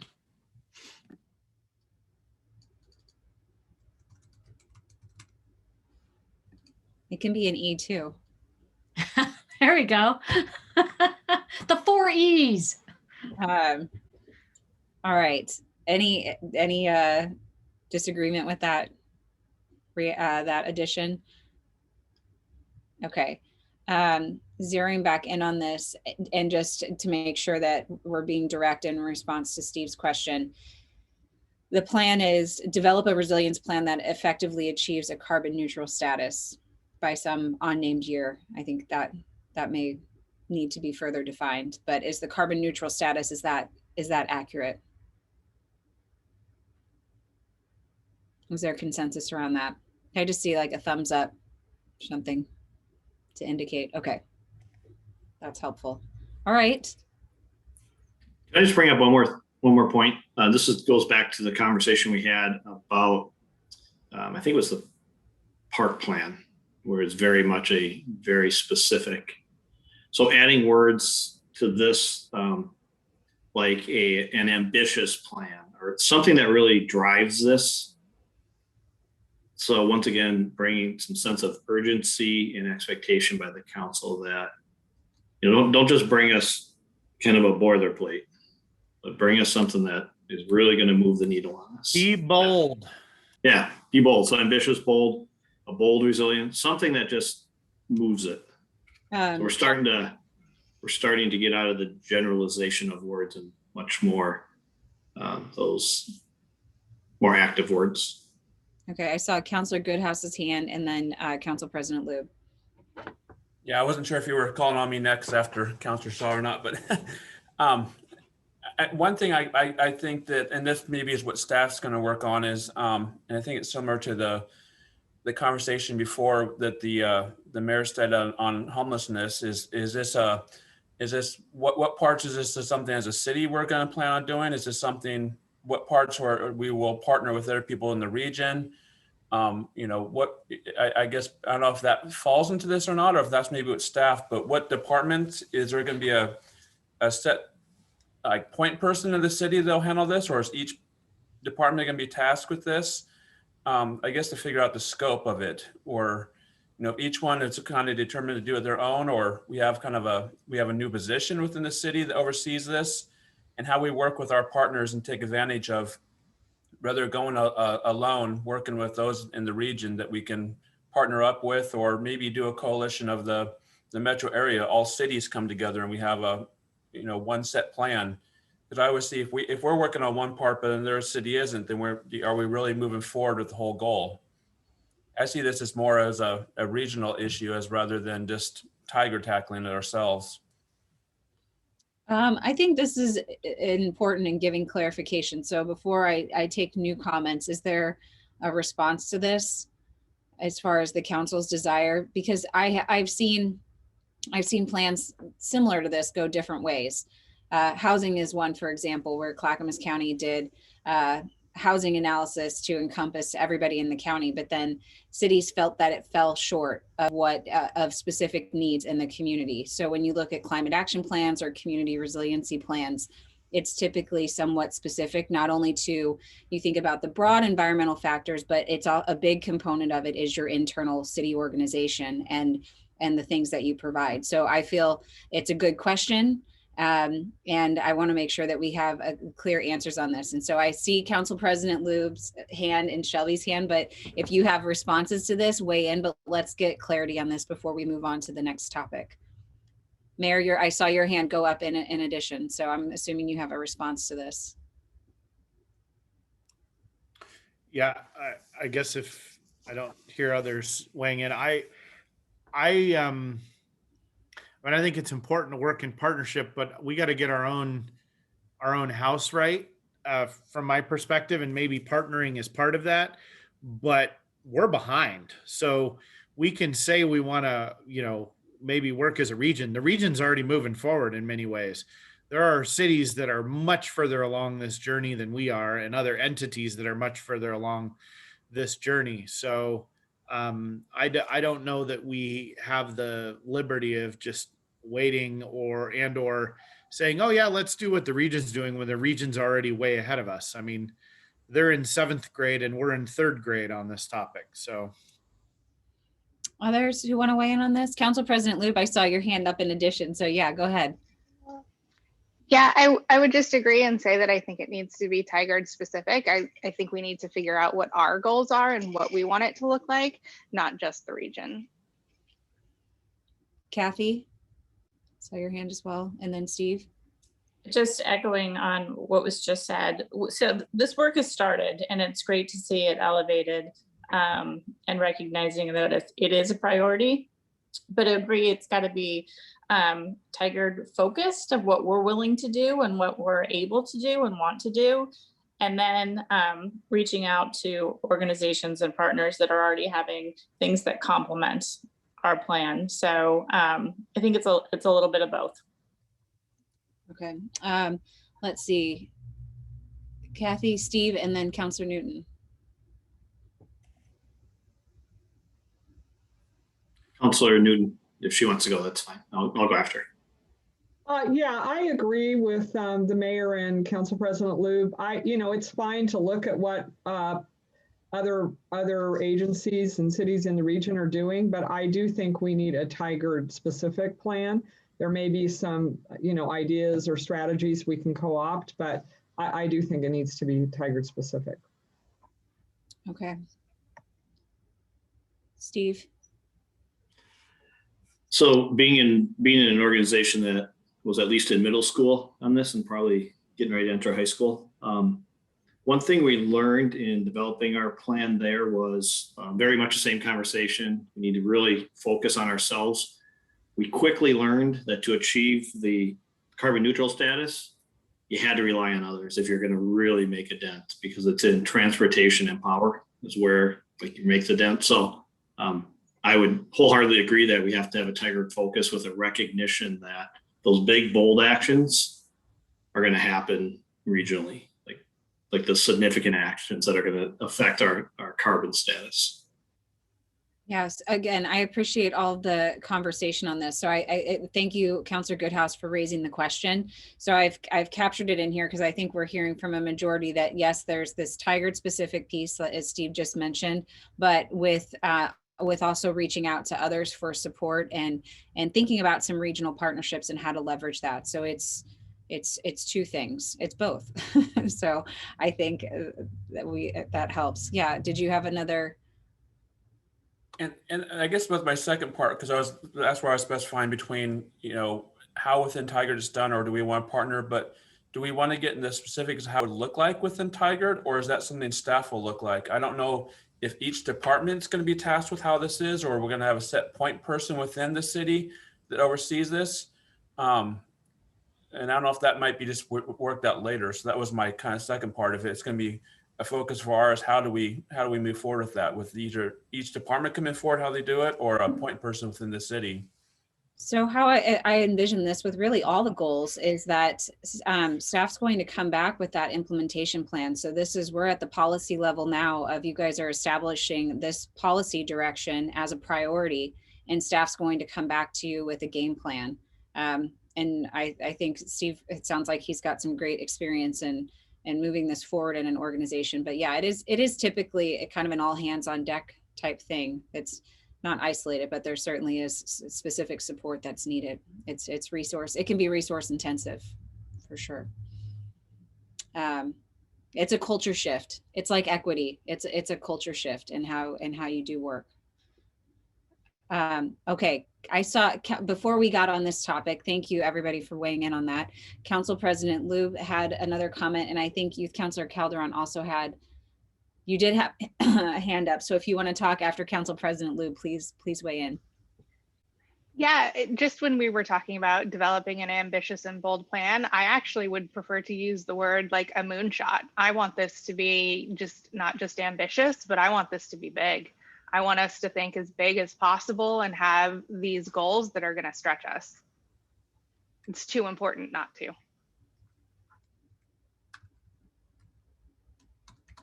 Okay. I think we have some good adjectives in there that we can play with for wordsmithing purposes, but I think it gives staff direction of this is a big, bold goal, reaching for the stars here, the moonshot. Okay.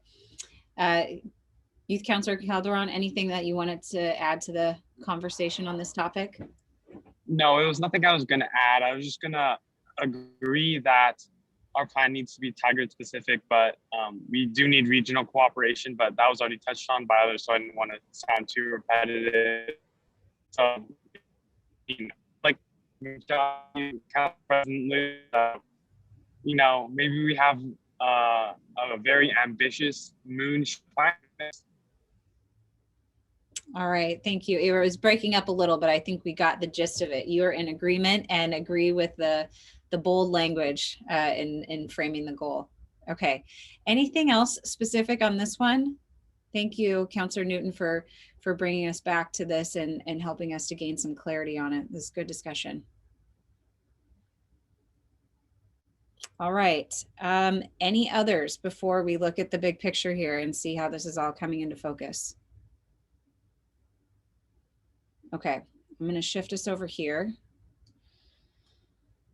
So now, as we look at, we've got 1, 2, 3, 4, 5, 6, 7, 8 goal areas, and then we've also kind of extracted these guiding values, themes are the foundational pieces, and so. Wondering now how any reactions as you see these all together. Is there overlap? Is there consolidation? As you look at guiding values, is this, does equity stay in the mix, or is it better served up here and falling within each of these areas?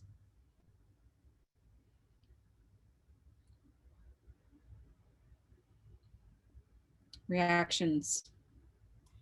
Well, there's specific equity stuff we got to do. And so I guess I view the upper, like the 4 E's now that we've got the extra one added by Councilor Shaw, we'll call it the 4 E's now. I think that it belongs up there, but I also feel like there's a bunch of specific stuff that needs to be done. So not just the lens, but also things to do.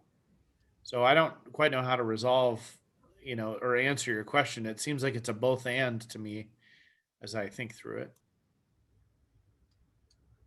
Councilor Newton? Yeah, I guess I agree to a certain point with the mayor. And I guess if it's up in the upper area, I'm just a little bit, for some reason, I'm a little bit concerned that it not become a project.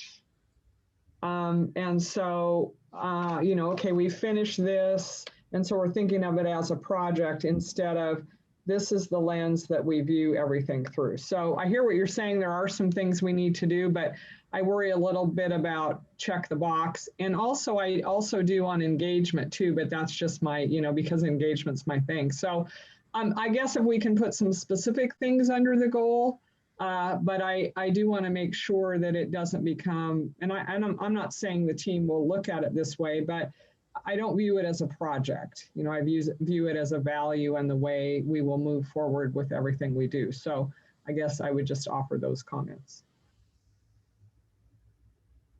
Any other thoughts on this? Councilor Goodhouse, and then Kathy.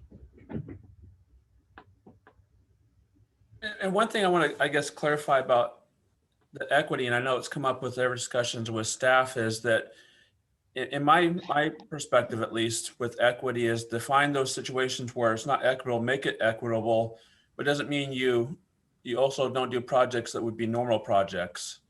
I think there was a conversation that came up with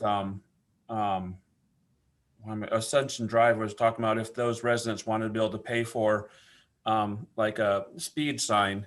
They said, well, that's, another area wouldn't be able to pay for that. So that's not an equitable decision we're going to do, because then not everyone can pay for that. But instead, I think I want to make sure that when we look at equitable situations, it's if an area can't do something, we find ways to make it equitable and bring it up to the same par. But we also don't not do other projects in areas because it can't be done in other areas. So I think there's a weighted balance on that equitable definition, that we don't get too tied up where we don't do things on the other side, because if that's making sense, I may be rambling a little too much, but I want to have a more clarification of how we look at equitable. So I think I learned this in public administration school, that when you think about that comment, Councilor Goodhouse, that sometimes your values that you guys have put up here are going to be in conflict. Occasionally, when you look at equity or the most environmentally responsible thing, that's not always the most fiscally, it may not seem like it may be the more expensive option. And so I just know that sometimes you might see some competition between these values, and that's where tough decisions happen. So I just feel like that's worth mentioning here, that it's just because you put equity as the guiding value, it doesn't totally exclude things from happening. But just know that occasionally you guys are going to have to make tough policy decisions where those values feel like they're competing. And that's normal for any governing body. Kathy. I was just going to go back to the 4 E's. And as the mayor was talking about, there's work to be done under each E. And I think that's part of providing, I don't look in the as the E's as projects, but those are the pillars. Those are the pillars for which we will operate, the lens, and having some definition of how we're interpreting those or defining those, I think will help teams understand and implement. And as far as engagement, I love that engagement has made the list. And like one of the subcategories I see under engagement is, again, going about service delivery and customer experience, and really having a lens of human-centered design, pivoting of how we look at things, looking at things from not only how we want to implement something, but how our residents are benefiting or receiving what we do.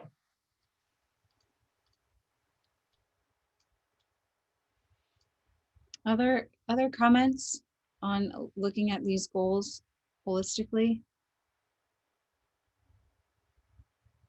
How are you guys feeling?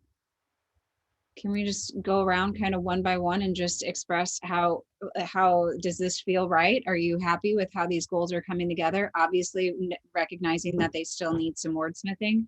Mayor? I'm still on the last question. Sorry, I can't process that fast. So that's okay. Go ahead. Go back. I lost my thought now. I know what I was going to say. On the, like in our discussion about the lenses and how they fit in, I guess it'd be possible. I would maybe look to the staff about and comment, or maybe after they've worked through this, to comment about whether, like, for example, equity needs its own sort of goal, or whether they feel like they can weave it all into all the rest of it. It worries me doing that a little bit, given where we're at, or where I feel like we're at on equity. But I guess it's possible that it could just be really well woven into everything else, and maybe some of the others are like that. But that's the last thing I'll add on that. Sorry. No apologies needed. Thank you. Steve, please weigh in on that. So my thought is that there's too many goals and priorities, at least the way they're laid out today. From a process standpoint, if we're going to start to define the 4 E's, if that's one of our first steps, and then balance what Councilor Goodhouse brought up an hour and a half ago about our existing goals that we have in place that are continuing. So I took a quick look at that, and the things that are going to continue are River Terrace, the CFC, Washington Square, Total Tyler, all really big projects requiring a lot of resources. And then we have the 4 E's. My initial thought was that we're going to advance equity probably the most significant way if we can really start to address our homeless and houseless issue. So homeless houses being one, the resiliency plan being 2, our continued support of our community due to COVID as 3, and then the Parks and Rec conversation as 4. That's where I would start saying those are from my perspective, the 4 most significant priorities that are very focused and would move us forward and advance the community.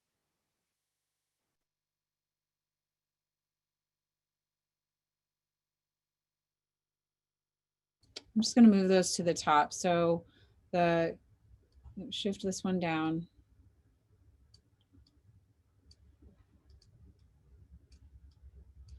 And then what was this one? The facilities? Is that the other one, Steve? I captured the CFC within an existing priority that we have. This helps provide even further definition. This is just a starting point, right? Obviously, I'm just throwing it out for the council's reaction too. Steve, thinking there's too many. Didn't you say COVID are thriving post-COVID in your list too? Yeah. So I had homeless, resiliency, COVID, and Park and Rec. Okay.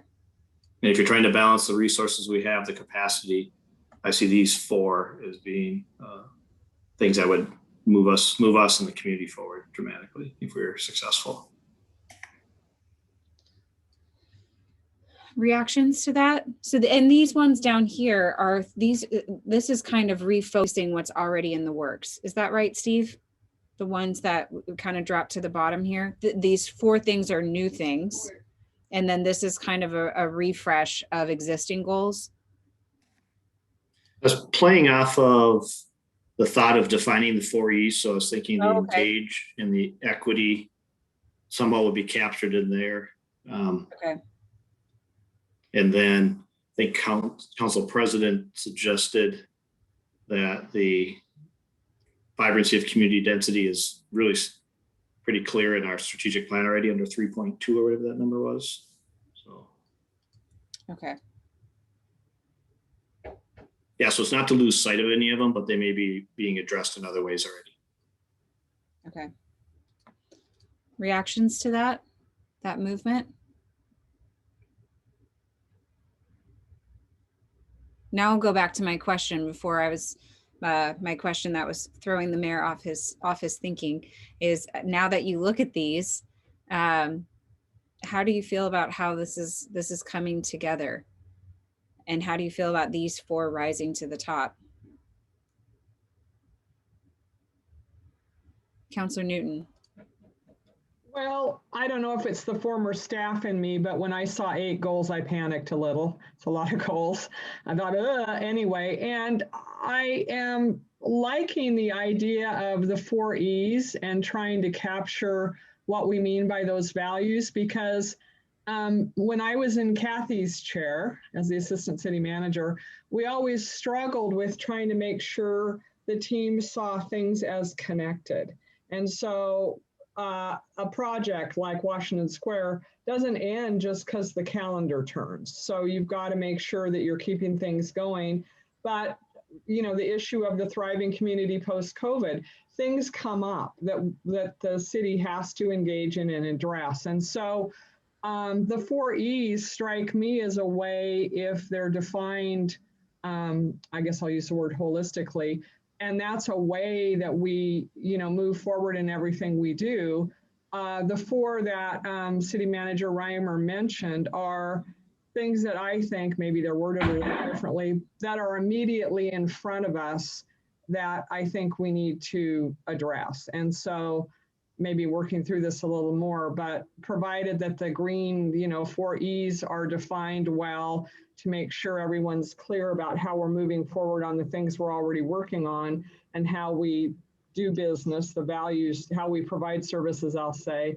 I think, I'm more comfortable with 8 goals is a lot, I think.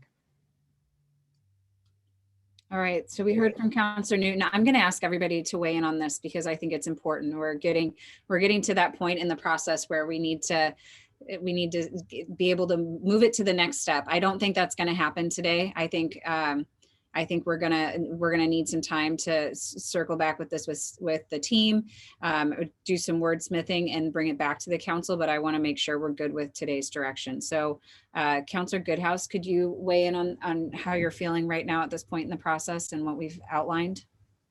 I'm feeling a little bit better now that we kind of moved around. I mean, looking at the whole circle and liquor thing was still a lot to digest and still process. And I think after it's kind of boiled down a little bit more and more concrete ideas and directions better, but there's a lot to take a look at. But as Councillor Newton's saying, you look at all these, additional items plus what we already have going on, and it starts getting too much. And are we spreading ourselves so thin where we have a lot of great ideas, but one of the things I was going to say before we kind of broke them out was not really adding to the E's, but just the accountability. My big thing is it's great to have the ideas and all these thoughts and processes, but my biggest part is really being accountable, be able to do the follow through and actually have it done right.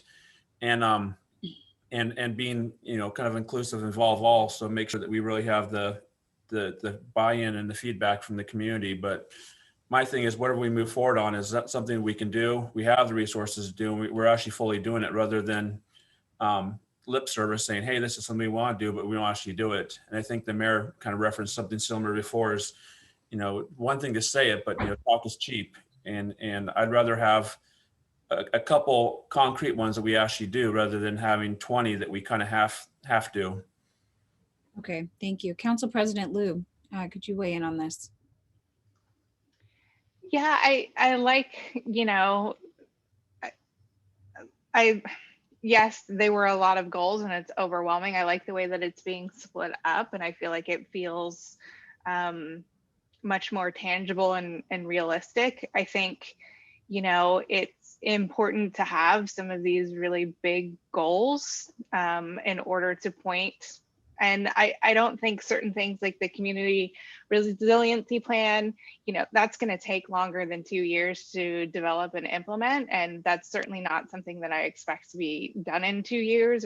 And so, I'm playing the long game here, and I'm not just thinking that everything has to be within the next 2 years. And I think these goals set a good short-term and long-term direction.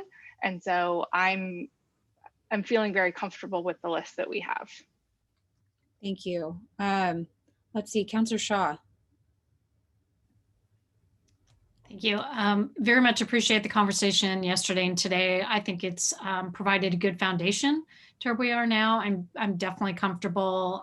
Really like the fact we've honed down to the 4 E's and narrowed down the goals. So obviously there's some more work there, but I think this is going to be a great teamwork project for all of us to embark upon. All right, thank you. Youth Councillor Calderon, how are you feeling? Yeah, I agree with everyone else. 8 goals was quite a bit. Actually, these 4 goals that I forgot who brought it up. I think it was Steve who said these 4 exact ones. They were the same 4 I was going to say we should move forward in. So I'm feeling good with this. And like other councilors have said, I'd rather have a couple goals that we do really well than have 8 that we have to. All right. let's see. Did I miss anybody? Mayor, you kind of weighed in at the beginning, but anything else you want to add?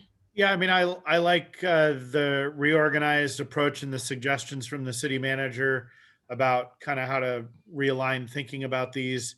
I do want to revisit. Did we land on something about the high performing organization part of this? I mean, we talked about that before we went to break, but did we? I almost feel like that needs to be another E, but I don't know what the E word would be. But is City Manager Reimer, do you disagree, or what are your thoughts on how that fits in here at this point with how we've got this lined out at your suggestion? Yeah, and my apologies. For whatever reason, my brain does not want to keep circling back to that. So thank you for the reminder.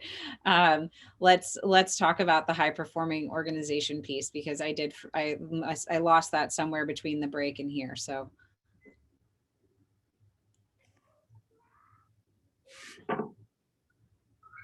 So I brought that up that it was discussed in kind of indirect ways yesterday.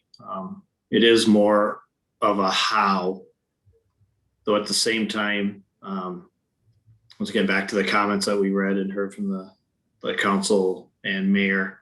I don't know if I'd say it this way, but it's almost like symbolically, do we need to include it as a priority to kind of set the tone and expectation? I don't know if I'm articulating this the right way, but it seems to need some form of recognition. What I'm kind of waffling on is it a priority compared to where we just landed, or is it part of the definition above that? In order to achieve all that, then you need a high performing organization. I just don't want to get lost. I think it needs. Steve, it's excellence. That's the E word. I was trying to think of what it is. There you go. Yep. Done. We can add excellence up there, but I also want to hear Kathy 5 E's. weigh in on this. Mr. Mayor, and again, I was going to suggest excellence. You read my mind. There you go. It ties back to the the strategic priorities above. Yeah. So Yeah, excellence. We specifically called out excellence in goal 1 of our strategic plan. So people knew what we were striving for. And okay. I like calling it out in an expectation, because as previously mentioned, we've kind of, it's been an assumption, and we shouldn't assume, and we're learning that. So having it called out as an expectation gives us something to point back to as far as the accountability aspect. And that would be really helpful. So again, I think I want to get back to this question of, usually goals align with resources. And so when you think about how to support the high performing expectation, I think this is a question for our leadership teammates here, is does it warrant this the same level as these other goals that have been identified, as far as what sort of resources you would need to support this effort and to get to that? Obviously excellence can be a guiding value, but what does the organization need to make this happen? I think that was just a question, Sarah. Yeah. Yeah. Okay. So I think my initial thoughts would be, yes, it's about resources as well, right? And it's about, from a standpoint of training and professional development resources to achieve excellence. It's to have the proper capacity to achieve excellence. It's about our DEI work to achieve excellence. Relationship building is another key part, but I don't know if that is resources as much. Well, it's time as a resource, not a financial resource. So I'd see those as key things that may drive some of the recommendations that we bring to the council as we assess what they want to achieve for this community and organization, and what resources we need to potentially look at to become that high performing team. Okay. Kathy, any additions to what I just suggested? Or Shelby? I would also say, like, we are the resources. What I don't want to happen is to get a laundry list from staff of more staff or more FTEs that are needed to achieve excellence. I think we first need to look within ourselves to see what we can do better to achieve that level of excellence, and then go into additional resources. But the first resource that comes to mind is ourselves. Yeah, and I want to clarify mine. Not to say that we'd be coming back with them, but it's even for our own team looking at, you know, reprioritizing where we put our resources in ourselves, right? So kind of back to the right seat on the right seat of the bus. Do we have the right seats? So, I mean, if the council is open to that, of having it as a priority for this year to really establish that expectation, I don't see it as additional work as much as additional focus for us, and really something we can point to as we try to evolve the culture of the organization. All right, thank you, Steve and Kathy, for helping to illuminate that. Shelby, anything that you'd like to add? I agree with what was said. I think one of the questions we should be asking is, why isn't that happening now? And for some people, it might be that they're overtasked with too much work, so they're not giving the focus. For some, it might be lack of training. So I think it's kind of stepping back and looking at what is an obstacle that's getting in our way right now would be helpful. Yeah, that's a really important question as you think about the culture shift. The first question, yeah, would definitely be why, what's the barrier at the present moment? And how do we get past that? So I think this gives some nice context for the council to think about. Does this get elevated as a goal to help to provide additional focus for the organization, in addition to being a guiding value, one of the now 5 E's. So I'm just going to ask, do you support adding it as a goal? If you could just show a thumbs up. See. Does it need that? I guess I just want to ask, given what the city manager described earlier, does it actually need that? I think that's the policy decision that the council has to make. I think the staff the teammates have weighed in on how they're feeling about it. Steve, I don't know if anything additional you want to add. Well, I'm starting to envision the document that will get created, and if we have, well, I would suggest if we aren't planning on it, to have some narrative that leads into the goals and priorities that ultimately get adopted. And if we have a narrative that can start to tie all this together, I think we can capture it in something like that as well. Councillor Newton, did you have something else to add on this one? Yeah, I did. I saw the mayor's chat, you know, his comment in the chat about it being a mindset. And again, I think we need to articulate the expectation, but I think it's really more of a way of doing business, a way of providing services, and not a goal within, like these other, they have an end date, you know, there's something we're going to achieve over a period of time, might not be 2 years, but I think clarity around what a high performing organization is and looks like is really important, but I don't know that it needs to be a separate goal. I think we just need to, maybe City Manager Reimer's suggestion is a good one, where we use, you know, include that in the context around the goals and the 4 E's, but not as a separate goal. So. And Kathy's already working on it, or Assistant City Manager apparently is already working on it. She's on it. Okay. All right. So I'm hearing, yeah, Councillor Goodhouse, do you want to weigh in on this? I mean, I don't want to break away from the E's, but I think that if we're making these for goals, and these are the goals of the public are going to, I mean, the accountability or something along those lines is one of the biggest parts I think I hear from citizens is really, you know, is city government either being, you know, accountable or follow through or something along those lines. I mean, if we're looking at this, and I could just see, you know, this being like on the paper that here's the new direction for the city and it's showing, equity, economy, environment, engagement, but where's that accountability or something that everyone wants to see from city government? Something that conveys that message that the government will be accountable to the citizens. I don't know, something like that. I don't know how people feel, but. Any reactions to that? Is adding another one as accountability? I thought as we come back with defining the 5 E's, that could be part of that. Accountability is part of excellence. Without accountability, you're going to have excellence most likely. I agree. What I like about the 5 E's, I'm really big on branding and presentation, because I think that's important in communication, and how you communicate it to the public and the organization as something that they can remember. And having 5 E's, there's all sorts of fun campaigns that you can do, and it's an easy way for people to remember it. But you can dig into that in the details in the report as we bring that narrative together to provide great definition and include accountability as a main component of that. So I think I appreciate, again, you raising it, but I personally like how you guys are coming up with the 5 E's. This is really fun. And it's different from what I've heard from some of the other cities. So go Tigard and be innovative. Okay.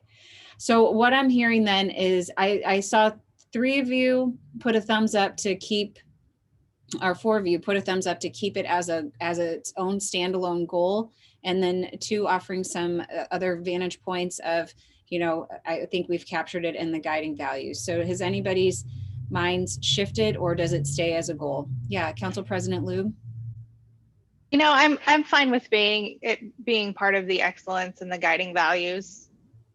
Okay, Councilor Shaw. Same. Okay.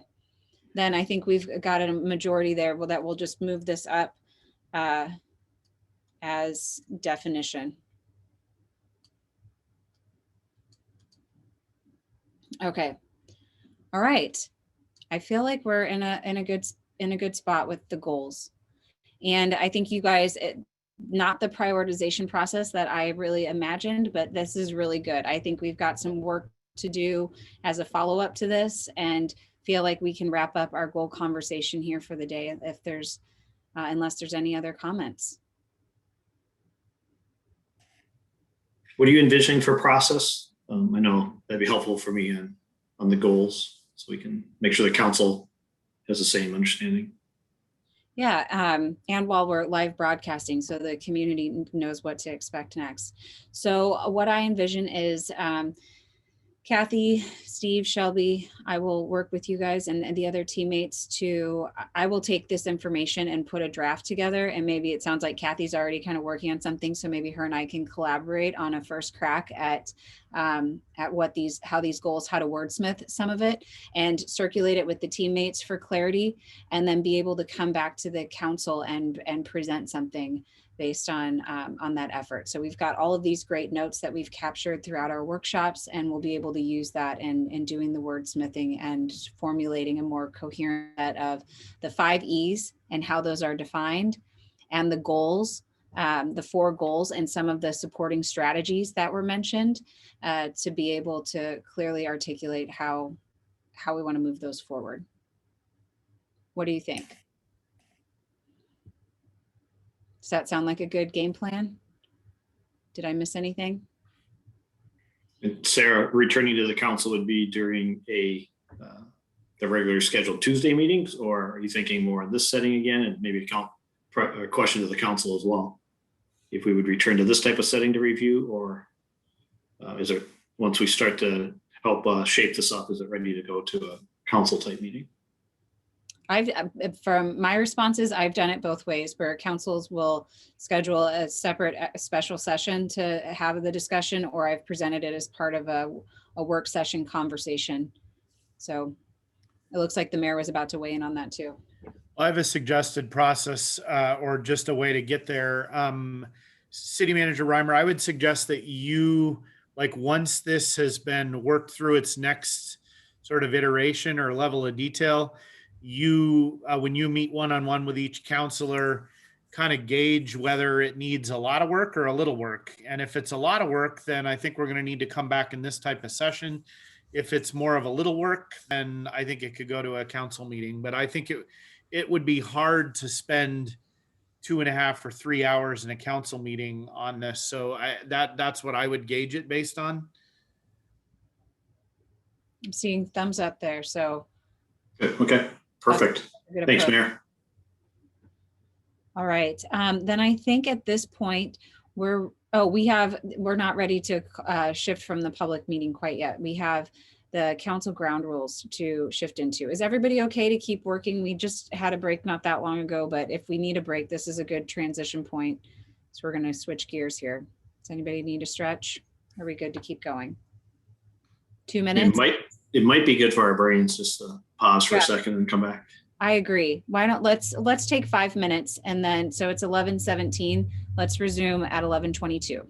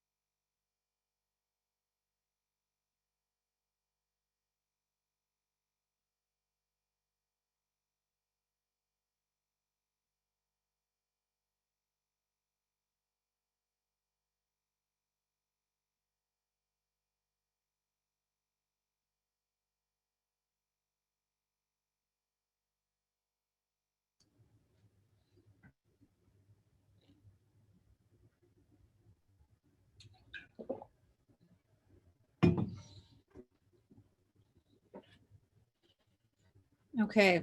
We should have everybody starting to circle back. How's the ride, Counselor Calderon? It's good. It's rainy, but it's okay because I like the sound of rain against the window. So yeah, I'm planning on taking a nice nap after we finish in about an hour, hour and a half. So, you know, it's not a too hard start to spring break. Sounds great. Enjoy. Thanks for being with us too, for doing this. It's hardcore course. rain. It's hardcore rain at the coast. Oh, are you there right now? Yeah, I started Oh, vacation nice. I started vacation on Thursday, but it actually I took a Tigard vacation. Yeah, this is a Tigard vacation for sure. I've learned that real quickly with everyone. I know, it's not good. Shelby kind of had one this week. Brian's off next week, so hopefully none of us hear from him. All right. Well, I'm glad some of you are enjoying vacations, whatever the Tigard vacation means. I'm hoping to take a full vacation next week. I was going to say, it doesn't sound good, whatever it is. No, we might need to see how that plays into that high performing organization. Might need to revamp that definition, Tigard vacation. You guys are doing it wrong. When you go on vacation, you're supposed to be gone. We try. We really try. All right. Well, again, thanks for everybody's commitment to keep this conversation going. We're in the home stretch here. So the next piece that we're going to talk about are the council ground rules. And so just to frame this, what I've learned about the ground rules through just in working with the teammates and talking with the council, it's my understanding that these have been in existence since the 70s. Is that accurate? I think Councilor Newton probably be the expert on that. Councilor, you some variation thereof. So they've been amended a lot, and you know, some of those things that you talked about that address how counselors are going to work together are very group dynamic specific, but yeah, some variation thereof. Yeah. So yesterday, we briefly talked about just how we were going to frame this conversation. One of the themes I heard in the outreach with the council was maybe it's time to separate these a bit. So I did an orientation earlier this year with another council where we were talking about their charter and the ground rules. So I have a couple slides I want to share from that to be able to just kind of highlight the difference between council rules and council agreement. And last night after our meeting, sent out just the League of Oregon Cities, the template that it was developed in 2017. It was revised in 2019. And they put together a template for councils to consider as far as updates to council rules. So let me just share this presentation. It's only a couple slides. So on ground rules, first of all, it's important to start by mentioning the charter. So your municipal charter is that basic document that defines the organization, powers, the functions, essential procedures. It's comparable to our constitution, and it is the forming and governing document of the city of Tigard. And so it takes, in order to change your charter, as you well know, it takes a vote of the city in order to make that happen. And so charters are left somewhat broad intentionally because it's a big undertaking to make a change to your charter. So charters can leave a lot of questions unanswered as far as procedural things and how that happens. So this is where council rules come in. Council rules add clarity, and some charters even reference that rules exist, whether, and I am not as familiar with Tigard's charter, and Shelby could probably tell us this, but some will actually call out that this is further defined in our council ground rules or in our council rules. So the purpose of council rules just in general are to provide rules of procedure. So it says what kind of procedural rules the council is going to employ. Where those rules are lacking, it may refer to the fact that some groups use Robert's Rules of Order or, draft their own. It also helps to promote civility. So it provides councils and residents some sort of structure to be able to debate matters in a respectful and courteous way. And then it also, they typically highlight how you're going to engage with your organization. So it provides that guidance on how this, the council will engage or interact with the teammates or your staff. And then most importantly, I think, is that it provides stability from council to council. So it ensures that continuity and stability during those transition years when new members are elected. So you're not changing up your procedures and making it really confusing for the organization, the community, and anybody else involved to figure out, like, how does this body actually operate? So that's really the purpose of council rules. How that differs from team agreements, our team agreements are those commitments that you make. It identifies how the current body, as you're currently formed, is going to agree to work together in alignment with your council rules. So it's in support of the council rules. It also takes into account the unique dynamic of this group. So each newly elected council develops their own agreement to honor those individual strengths and communication styles, similar to what we talked about in the core strengths training. And then finally, it's the foundation for a high performing team. It helps you guys think about how you're going to work together. It can help to facilitate building trust and open communication and accountability. So that's really the difference and the purpose of the team agreement. So any questions about that? Those two things.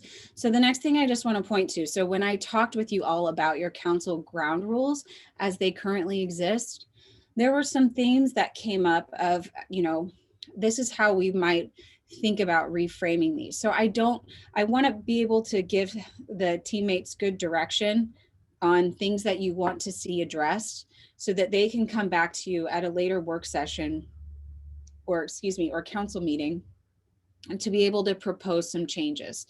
So I know that they're looking at that document from the league. They're taking into consideration what currently exists in the ground rules, and then also thinking about these changes that you want to make in order to be able to bring some proposals back to you. So themes I heard is that there needs to be more clarity around board members and committee members. So really add some definition, as far as what that means and who we're talking about. Some of the language, again, it could just be modernized. It feels a little harsh, and somebody used the word nefarious in some areas, and that, that can just make it not feel as effective, because if it reads that way, then people might not be acknowledging it to the extent that they should. It also, one of the other things that was mentioned is that it could do a better job of more clearly defining the roles of council and staff administration. So we talked about that yesterday, and that's really common. I think, again, there's some good draft language in the template. One of the other things, this has come up multiple times, and so I know we want to get clear direction around this today, is giving some clarity on how the council communicates and responds to the public. That's been one that has hung you guys up a couple times, and so getting some clear definition on that. This was just, it came up in conversation, we're talking about it now, is separating this team agreement piece out. There's some pieces in your ground rules that kind of reference this team agreement thing, but let's remove that. I think it was referenced as there's some stuff in section 5 that we can take out. One of the other things that could use some definition are the roles of the mayor and the council president. So again, just adding clarity to that, including some language on the council's role at the regional, state, and federal level. So how do you guys participate at those different levels? And then how do those efforts get communicated back to the team to keep everybody on the same page? The other thing is, what's the process for addressing any violation of the ground rules, and how does that happen? And then providing clarity on the process for committee assignments and how that takes place. And then one final point was providing clarity on council liaison roles. And again, what's the mechanism in those roles to report back to the team, with the goal of creating a linkage between the work of committees and what the council's doing. So I thought that was that's a great list for the teammates to start with, as far as what things to bring back to the council for additional consideration. But I'm curious if it's now seeing these themes, if it raises anything else for the group. So I'm going to stop my share here for a moment and just let's have some conversation about it. Anybody want to, any other questions? Are you guys good with this list? And staff, the teammates can come back with some proposals. Councillor Shaw? I think that's a comprehensive list and appreciate you vetting those from each of us to develop. So I have no other additions. Okay. Council President Liu? No, I just wanted to say, you know, I was rereading through the council ground rules again, and they just, yes, they do sort of seem a little patchwork and information is kind of in one place and kind of in another, but it's also, you know, things like the gift of $50 or more, right? That doesn't feel like a council ground rule. That's like a law, and maybe should be in like the here is what you should know about being a counselor kind of a packet thing.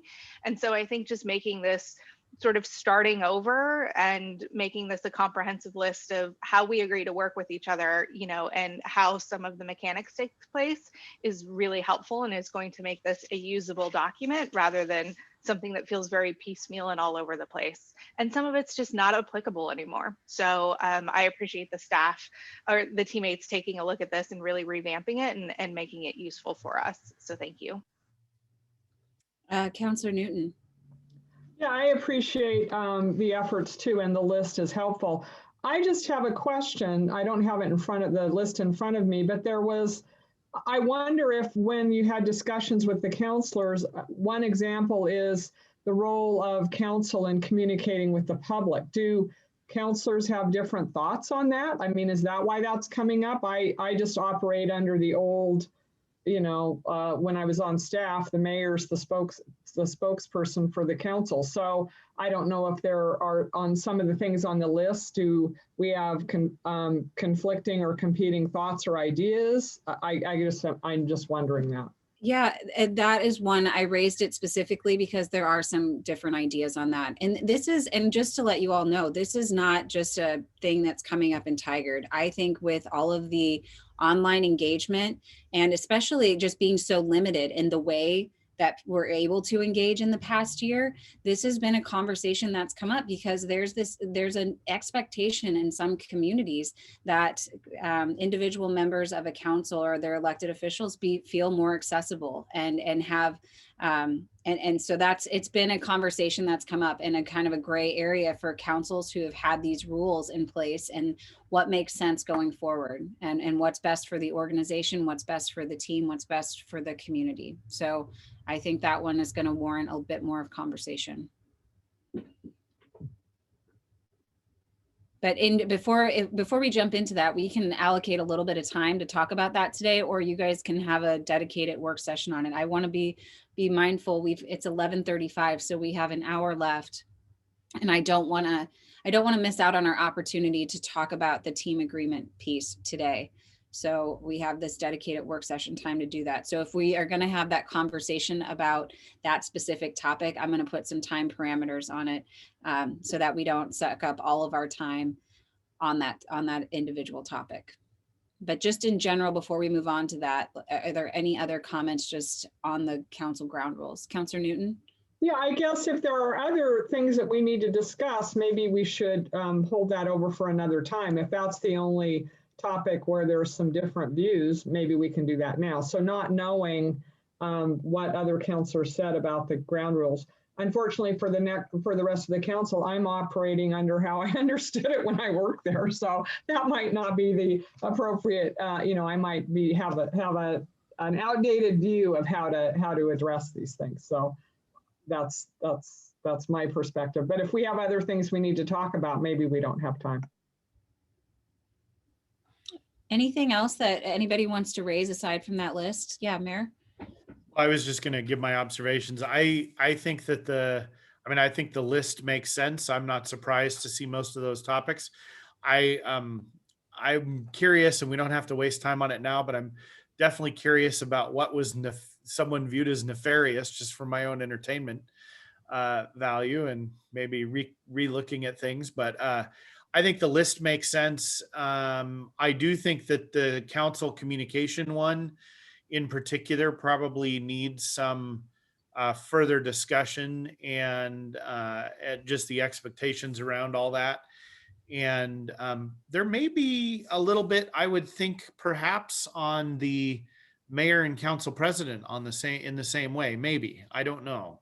I don't think I'm the one that put that on the list, so I'd be curious, but I wouldn't be surprised if that got a little more discussion too. Some context around that individual piece is just that the role of council president, it's I guess shifted a little bit over the years, is kind of what I summarized from the conversations. And so just being clear about what it is and having it documented somewhere, so it's not a transition every time there's a change. Just providing clarity, or what it is now, if that's what it is going forward, just documenting that somewhere, I think is kind of the sentiment I heard. So do you guys want to allocate? We could give it 15 minutes to provide some direction on this piece around communication, council communication. So that way when staff, the teammates return with some proposals, they can take that direction into account. I think we could try it. I would question whether it'll get done in 15 minutes, but it's possible. I would say that time is very short for such an important topic. Okay. Agreed. I don't know if we need to, some of these things, I don't know if we need to do another session based on some of the prior conversations and some of these topics. If we need to schedule another couple hours to, I don't want to, as the mayor said before, I don't want to feel rushed and go through all these things when they're important. So I don't know if maybe this conversation and some other parts that we feel like we need to delve more into, and maybe when we get these back from staff, from our goals, maybe we need to do another, half morning on a Saturday. Okay. So I'm hearing 15 minutes probably isn't enough time to delve into this. So just a couple of suggestions as you think about next steps on this is I've seen different cities either appoint a subcommittee of the council to begin work on it. I've seen it done that way. And then I've also seen councils break it down and just tackle kind of different topics, like one work session at a time. So break it into chunks, more manageable chunks, and do it that way. So a couple of things for you guys to think about as you move forward on that. But given the distinction between the council ground rules and the team agreement, are we ready to shift towards the team agreement conversation as kind of a continuation from our core strengths training? I'm looking for any, okay, thumbs up. Yes, okay, great. Then at this point, this is where we're gonna go ahead and close the public meeting. So because this is a continuation of our training exercises. So to officially make that happen, I think we just need Carol to do the roll call. Is that right? I move for adjournment of the public meeting. I'll second that.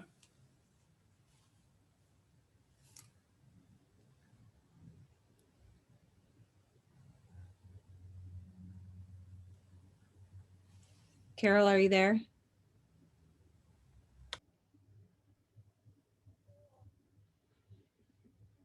Mr. City Manager, maybe you're taking roll again. Yeah, I was going to say that. All right. Steve, would you go ahead and do the roll call for us? Absolutely. I'll just go across the screen as I see everyone. Councilor Goodhouse. Yes. Mayor Snyder. Yes. Councilor Shaw. Yes. Councilor Newton. Yes. Council President Lube. Yes. And Councilor Calderon.